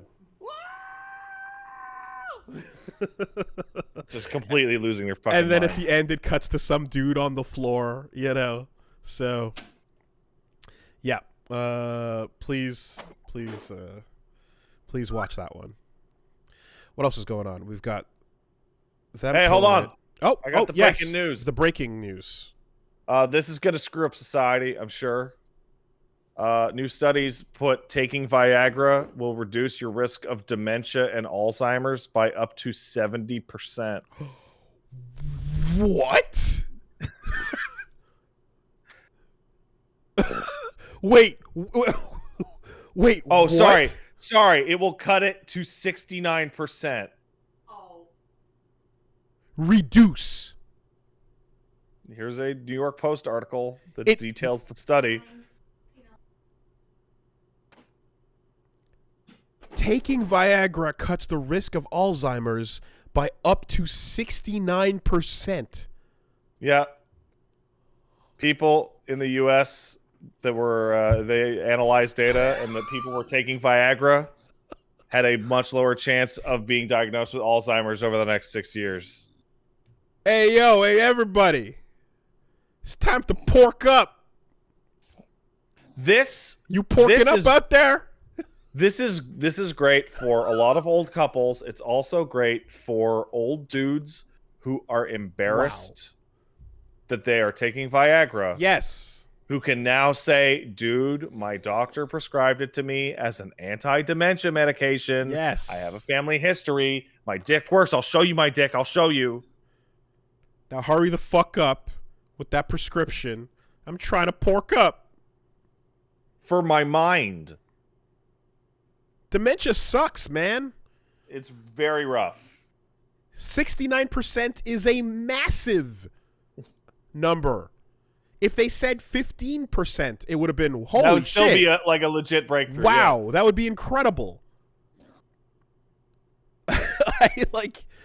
Is this is this real? Like, is it super real? Like, so what may in fact be the case is that what it turns out is that older gentlemen that are still regularly engaging in sex in their elder years have like more vibrant personal relationships, which is the real thing that helps dementia. So more. So as somebody who's read these papers and can see the kind of bullshit that they go for, you need to do a bunch of tests to find out if it's just the pill. So the part of this that sucks is you're going to have to give a bunch of old losers Viagra and see tell if it them, turns it around. And like, you're alone. You have no wife. You're pathetic. Okay. Your kids hate you. Good. Here's a boner pill that you will now take for 10 years. And we will tell you if you don't go crazy or if it's the fact that you're a fucking loser. Okay. Because I see this headline, but I know that this is not the first time horny science has reared its ugly head. And if this is in fact what it seems to be, that's incredible. If so. But horny science is out there. And I remember hearing about some wild shit where there's like, oh yeah, no, there's a study that was like, it proves that, semen is great for the skin. It has all kinds of wonderful, so it also has a mood elevating effect in women particularly, and vaginal secretions have pacifying effects on men if absorbed through a mucous membrane. That's the craziest one. So horny science is real. The craziest thing I ever learned in one of my psychology classes was that vaginal secretions, if like you get enough of it and just put it in a dude, makes them extremely suggestible. Okay. Like bordering on hypnotism. Wow. Okay.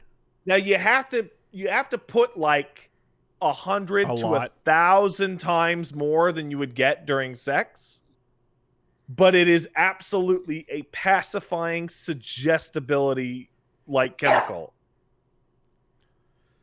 So both ways then. Yeah. If you nut in your wife, she'll be in a good mood and you'll do what she says. So yeah, horny science has been real for a minute, and that's why I'm like, hold on a minute. Is this more horny science? What are we doing here? That's crazy. That's crazy. Wow. All right. Pork up. For your mental health. For your mental health. It's for your mental health. Just walking around the old folks' home. Pork the fuck up. And you've heard about those old folks' homes. I am aware that old folks' homes are absolutely like a total sex nightmare. Like they are the worst place in the world. They don't stop. It's out of control. Because say you're in your 60s to 80s, right?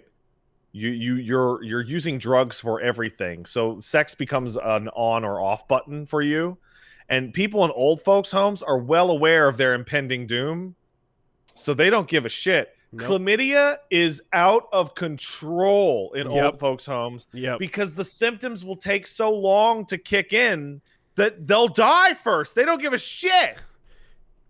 The STD number spike when you look at it. Yeah, all of that. So it's like old people also have very increased like hardcore drug addicts, like heroin users. Because why the fuck you not? Tell them to stop. They're like, what's going to happen? Will I get addicted? I'm 85. Oh, OD? Oh, no.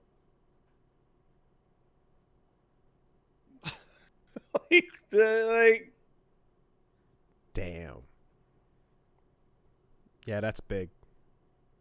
As if Viagra as a pill was not already making enough money. Like, it's a heart medication, right?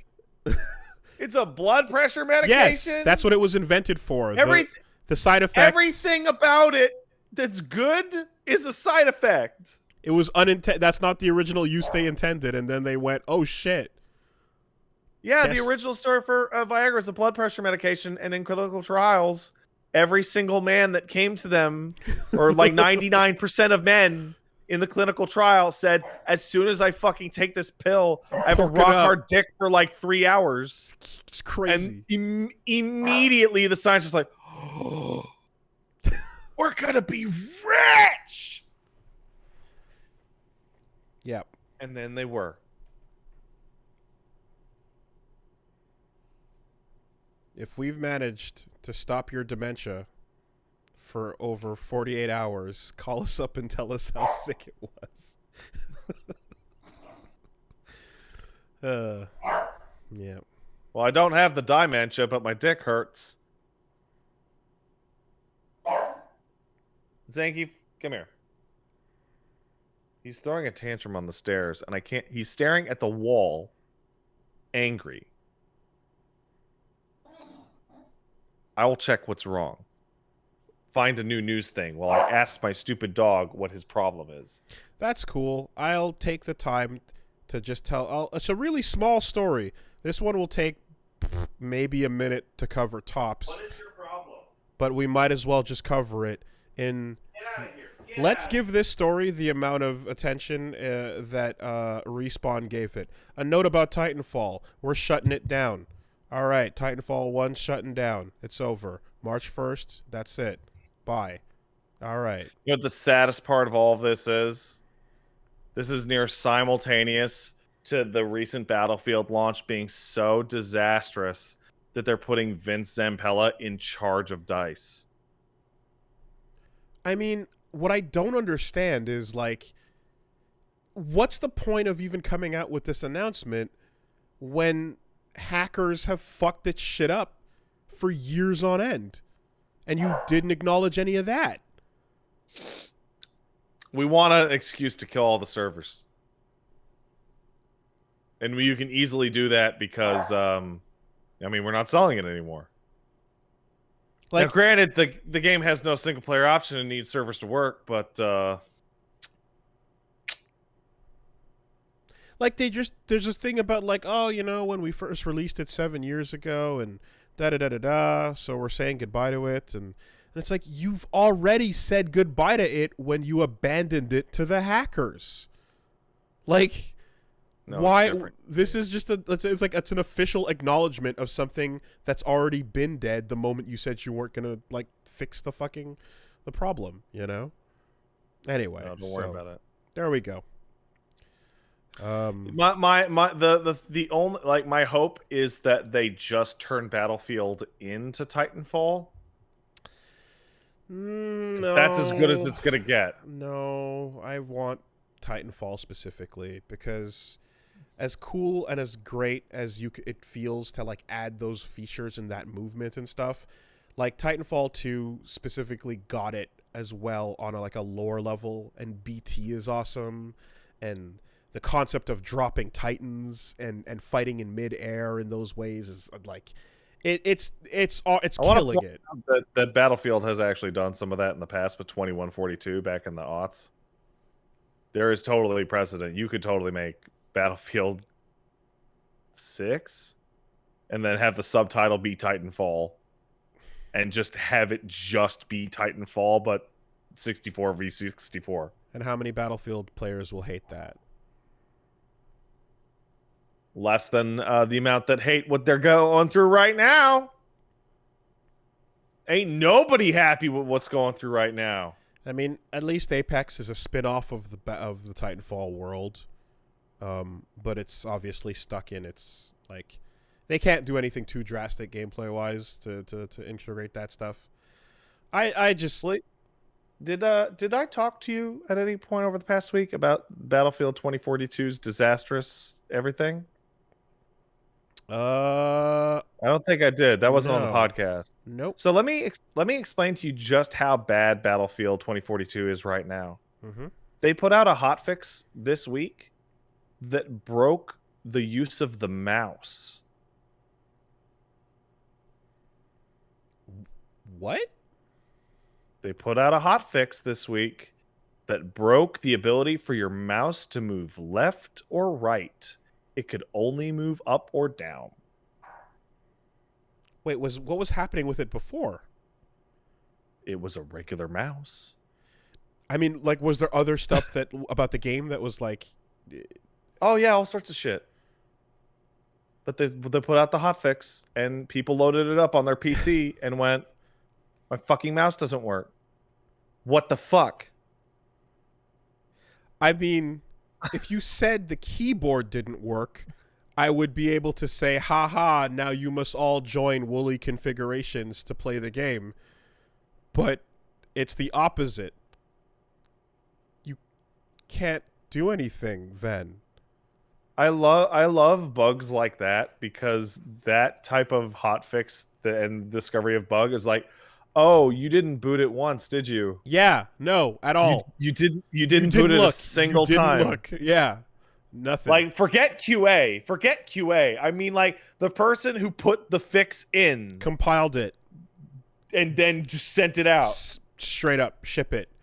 What can you do if you can't? Like, is that just like no playing the like? You plug in a pad? Yes. Yeah, that's it. Plug in a pad. Oh yeah. Okay. Well. Okay. Good job, Battlefield. Good job, Titanfall. Good job. Everything's going great on the EA side of things. Well, in the meantime, embarrassing.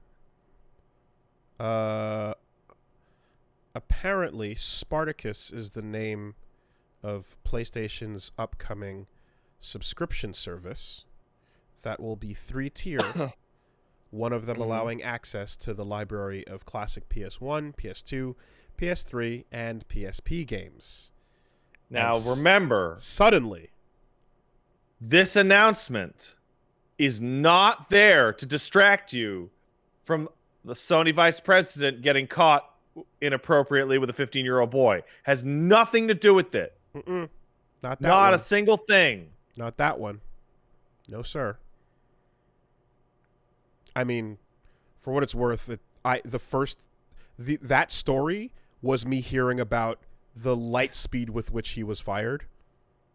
Yeah, to be fair. So, like, there was no dancing or board of Bob Kotick directors or any, you know what I mean? There was no, like, the announcement of the story was, this guy's gone, and here's the reason why. Why is he gone?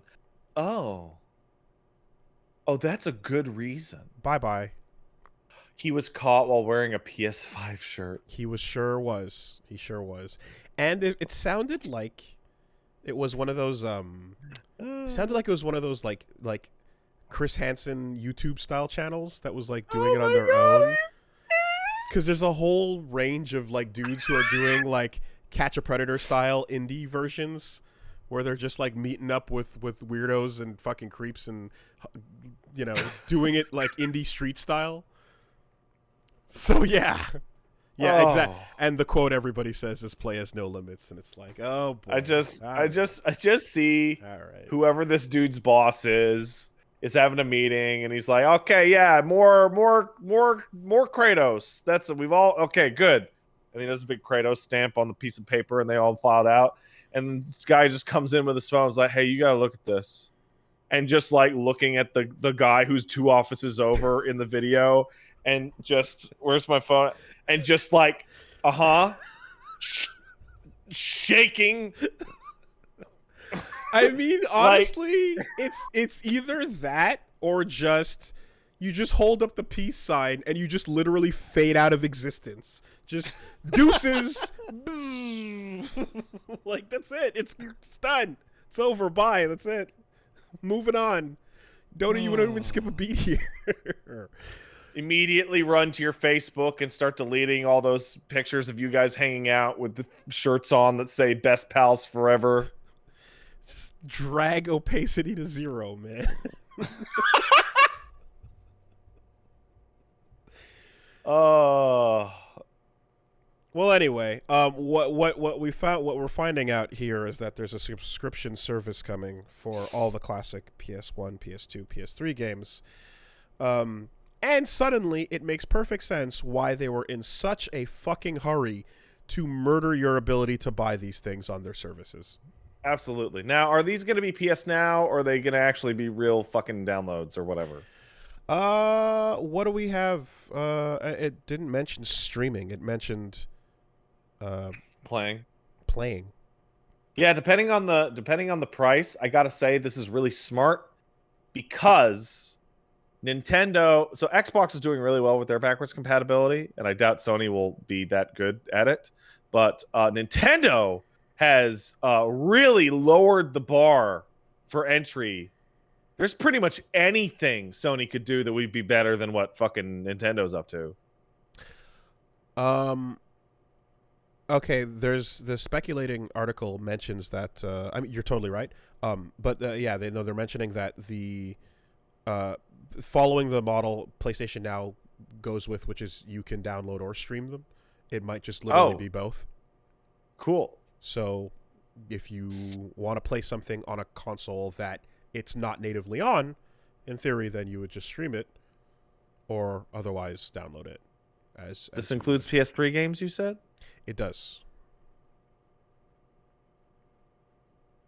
If they make it so that I can play all them Metal Gear Solids on the PlayStation 5, I'll be pretty stoked.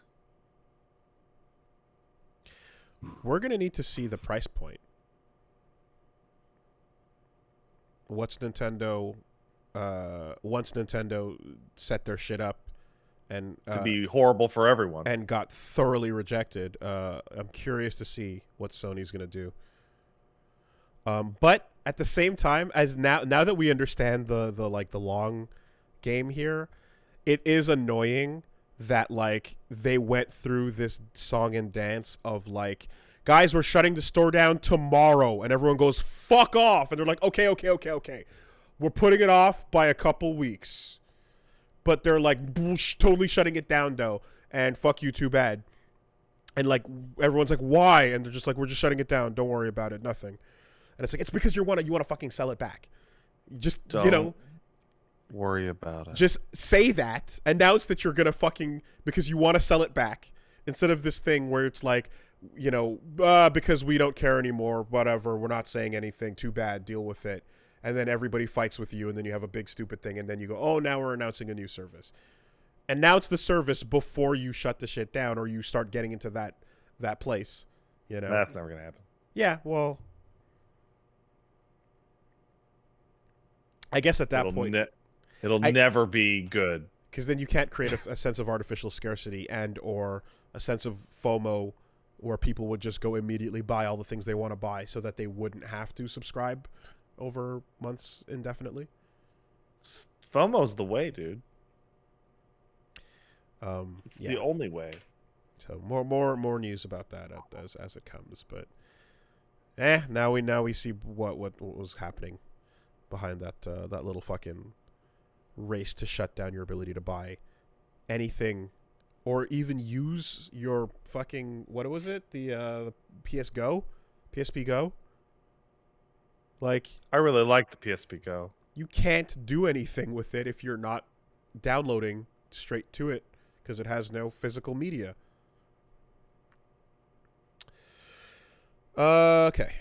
That is happening. And then a couple of just other little things. One, Solar Ash is now out.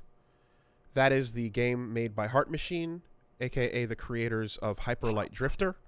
It's the only game that I'm like being stabbed by not playing right now. It looks like it has the same color scheme and similar energy to Hyper Light Drifter, but it's a big 3D action adventure video ass game. Like, you watch the trailer and it's like you are swinging and jumping and slashing and fighting bosses and flying and just, it is a video fucking game. I like those things. Boy, does it really just, it looks like an honest ass video ass game. That's all I can say. I love video ass games. Yeah, looks beautiful. Looks great. Not on Steam. It's on EGS and then PS4, PS5, mind you. I want to play that very quickly. Yeah. But I can't. I have to play my Final Fantasy game or I'll die. It's the law.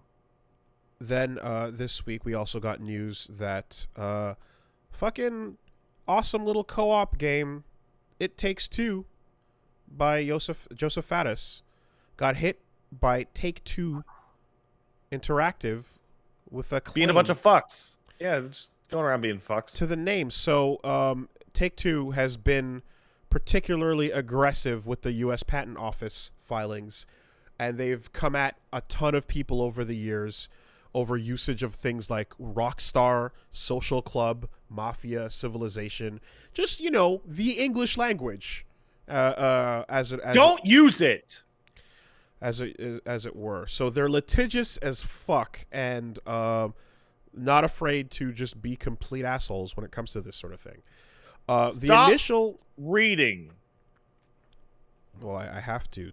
No, not you. I'm just like Take-Two is like, stop it. Yeah, they've always been shits about this. Like, they also are the ones that are like hunting down the fucking GTA mods and reverse engineered projects and shit like that, So, but what it initially was reported as is a situation where Hazelight would have to abandon the trademark, and people were basically speculating that it meant that It Takes Two would have to rename itself. But I saw further details that I can't 100% confirm or accurate, but it was basically saying that, like, they don't necessarily, but like the process of abandoning the trademark does not mean that they have to rename the game. It just means they can't legally defend it or protect it should anything arise from Take-Two pushing into that territory or doing anything. Copyright's such a bunch of fucking pile of bullshit. Yeah. It's just so stupid. So, obviously lawyers are going to tell them in the long term, you want to own your IP, you want to own your trademarks, you want to own your copyrights. Those are all different things, but it's important to be on top of each one. So a rename would be pretty shit at this stage in the game, but at least most of its sales have already come, It wasn't upon launch, which could have severely fucked them up if it was much earlier.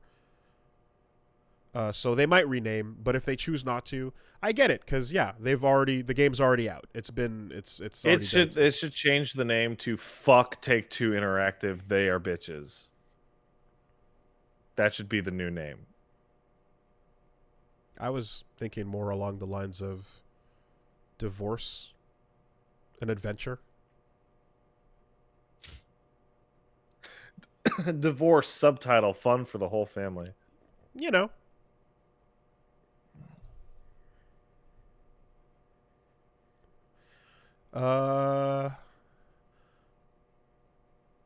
can we get a clip of Josef Fares and Fares just both collectively yelling, "Fuck Take-Two"? That'd be great. Thursday. I bet if you could be anywhere within 1 mile of them right now, that would not be tough. That's what you would Those hear. dudes seem like the kind of guys who, when they would deal with this type of bullshit, would just be fuming and screaming at nothing in particular for like a week. Papers in the air floating down around them. Just, Josef, are you all right? No, I'm not all right. Just throw fucking. I was like, I'm not mad at you, It's like, but this fucking, Lots of papers in the air. That's what I see. Right, and then just a couple little things as well. One, there's a new trailer for Spider-Man Across the Spider-Verse, in which we got to just see a little bit more Miles and a little bit more Spodermans. More Spodermans, exactly. I hope everybody is ready for Spider-Man alternate reality stories, because that's all we're getting for a while now. Eat the fuck up. Yeah, that's fine. I'm good with that. Eat up. Spider-Man alternate realities is everywhere. And we got 2099 fucking showing up. Miguel is rolling in. Yeah. I honestly, I'm just happy to see more Miles, and my reaction the whole time is like, I'm still kind of residually upset that it took this long for Miles to show up, because it's just one of those, like, everyone will love him. Just do it already. Stop wasting time. Get to him. Everyone will like Miles. Make the Miles. Do the Miles. And it took a fucking long time, but we finally got to a place. You could say we had to walk many miles down this road to go. Wooly, I'm so embarrassed. We were both wearing yellow today. Yeah, but I'm wearing yellow because of Jet Set Radio. I'm just happy to be wearing yellow. Okay, well. I'm going to change my shirt after this. Maybe if Sony had Morales, they would. Oh, God, I don't even know what the... They would have made him appear sooner. Man, that's way worse. Holy shit. Instead of having their fucking kitty diddlers. Yeah, well. See? There's a thing. And it was about a topic that's always funny.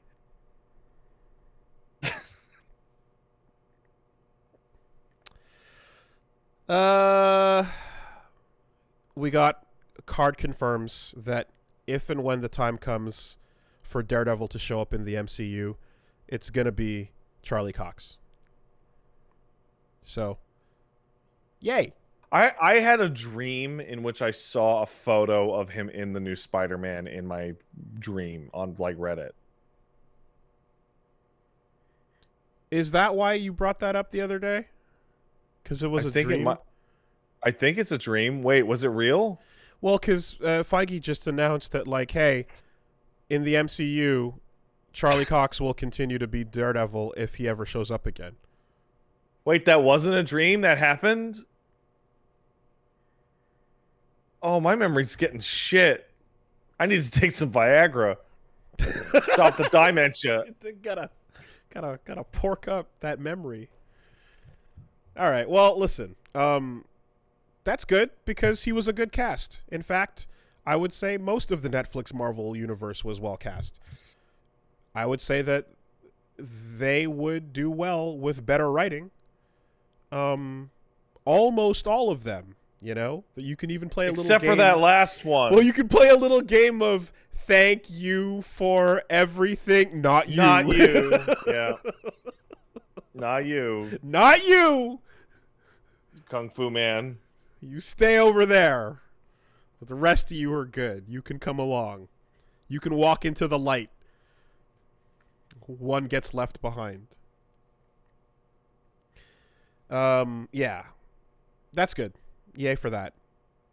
Because everybody, I think, agreed. Like, yeah, Punisher was great. Daredevil was great. Luke Cage, good casting.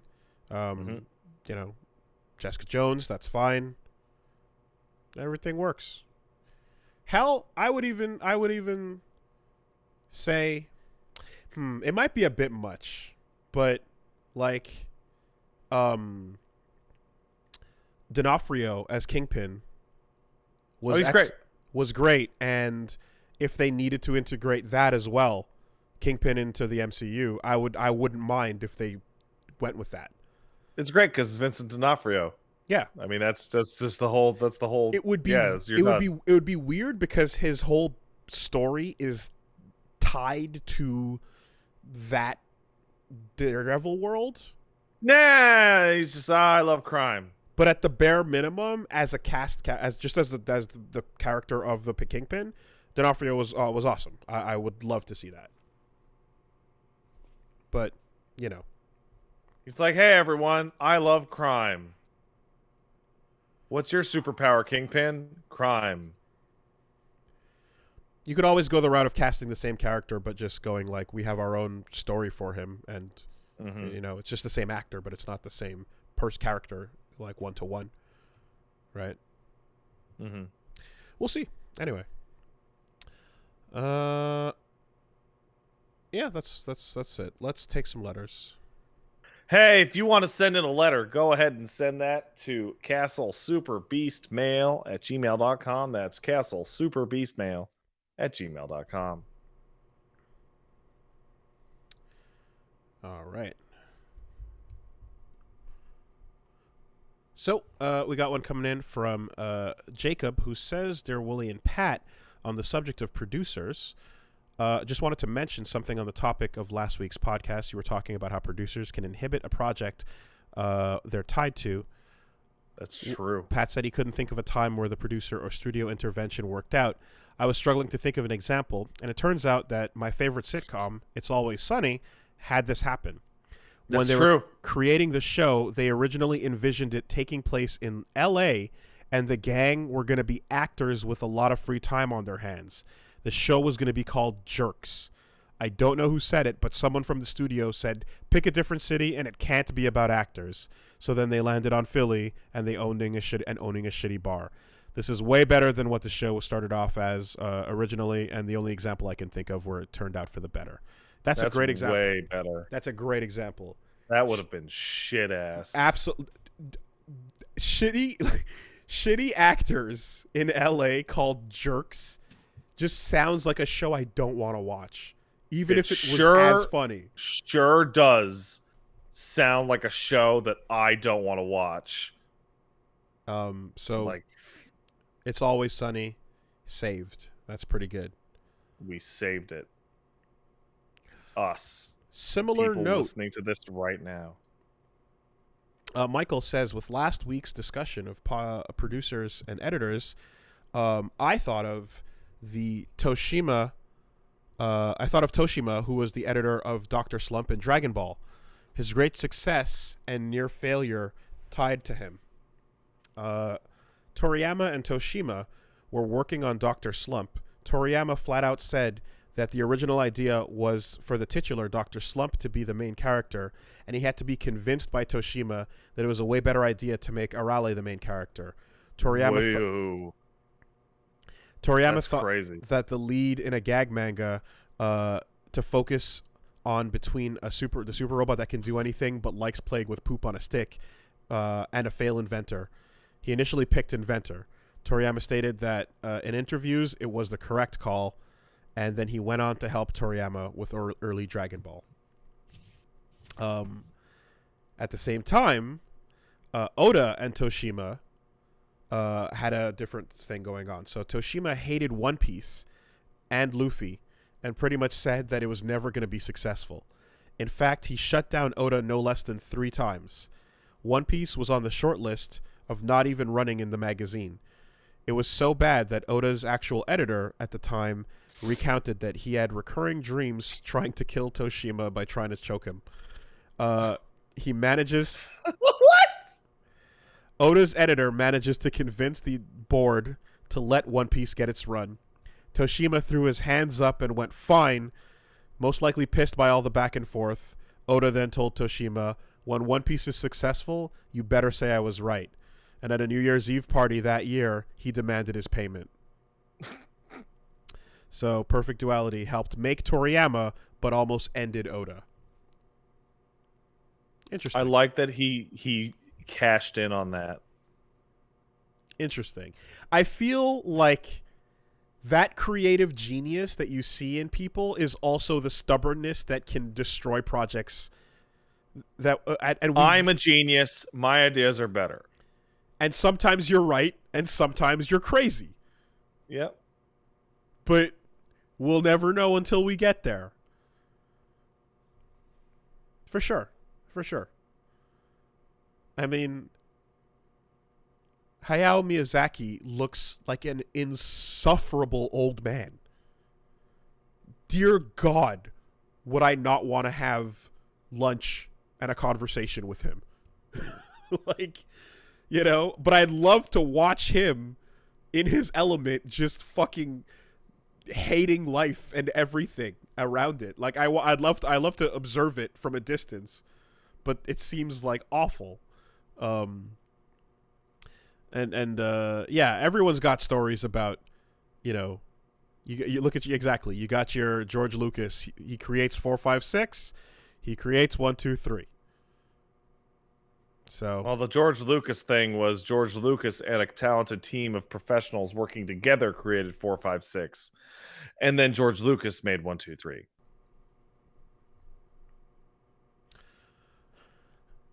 And then a talented team of working professionals with no plan made 7, 8, 9. Fair enough.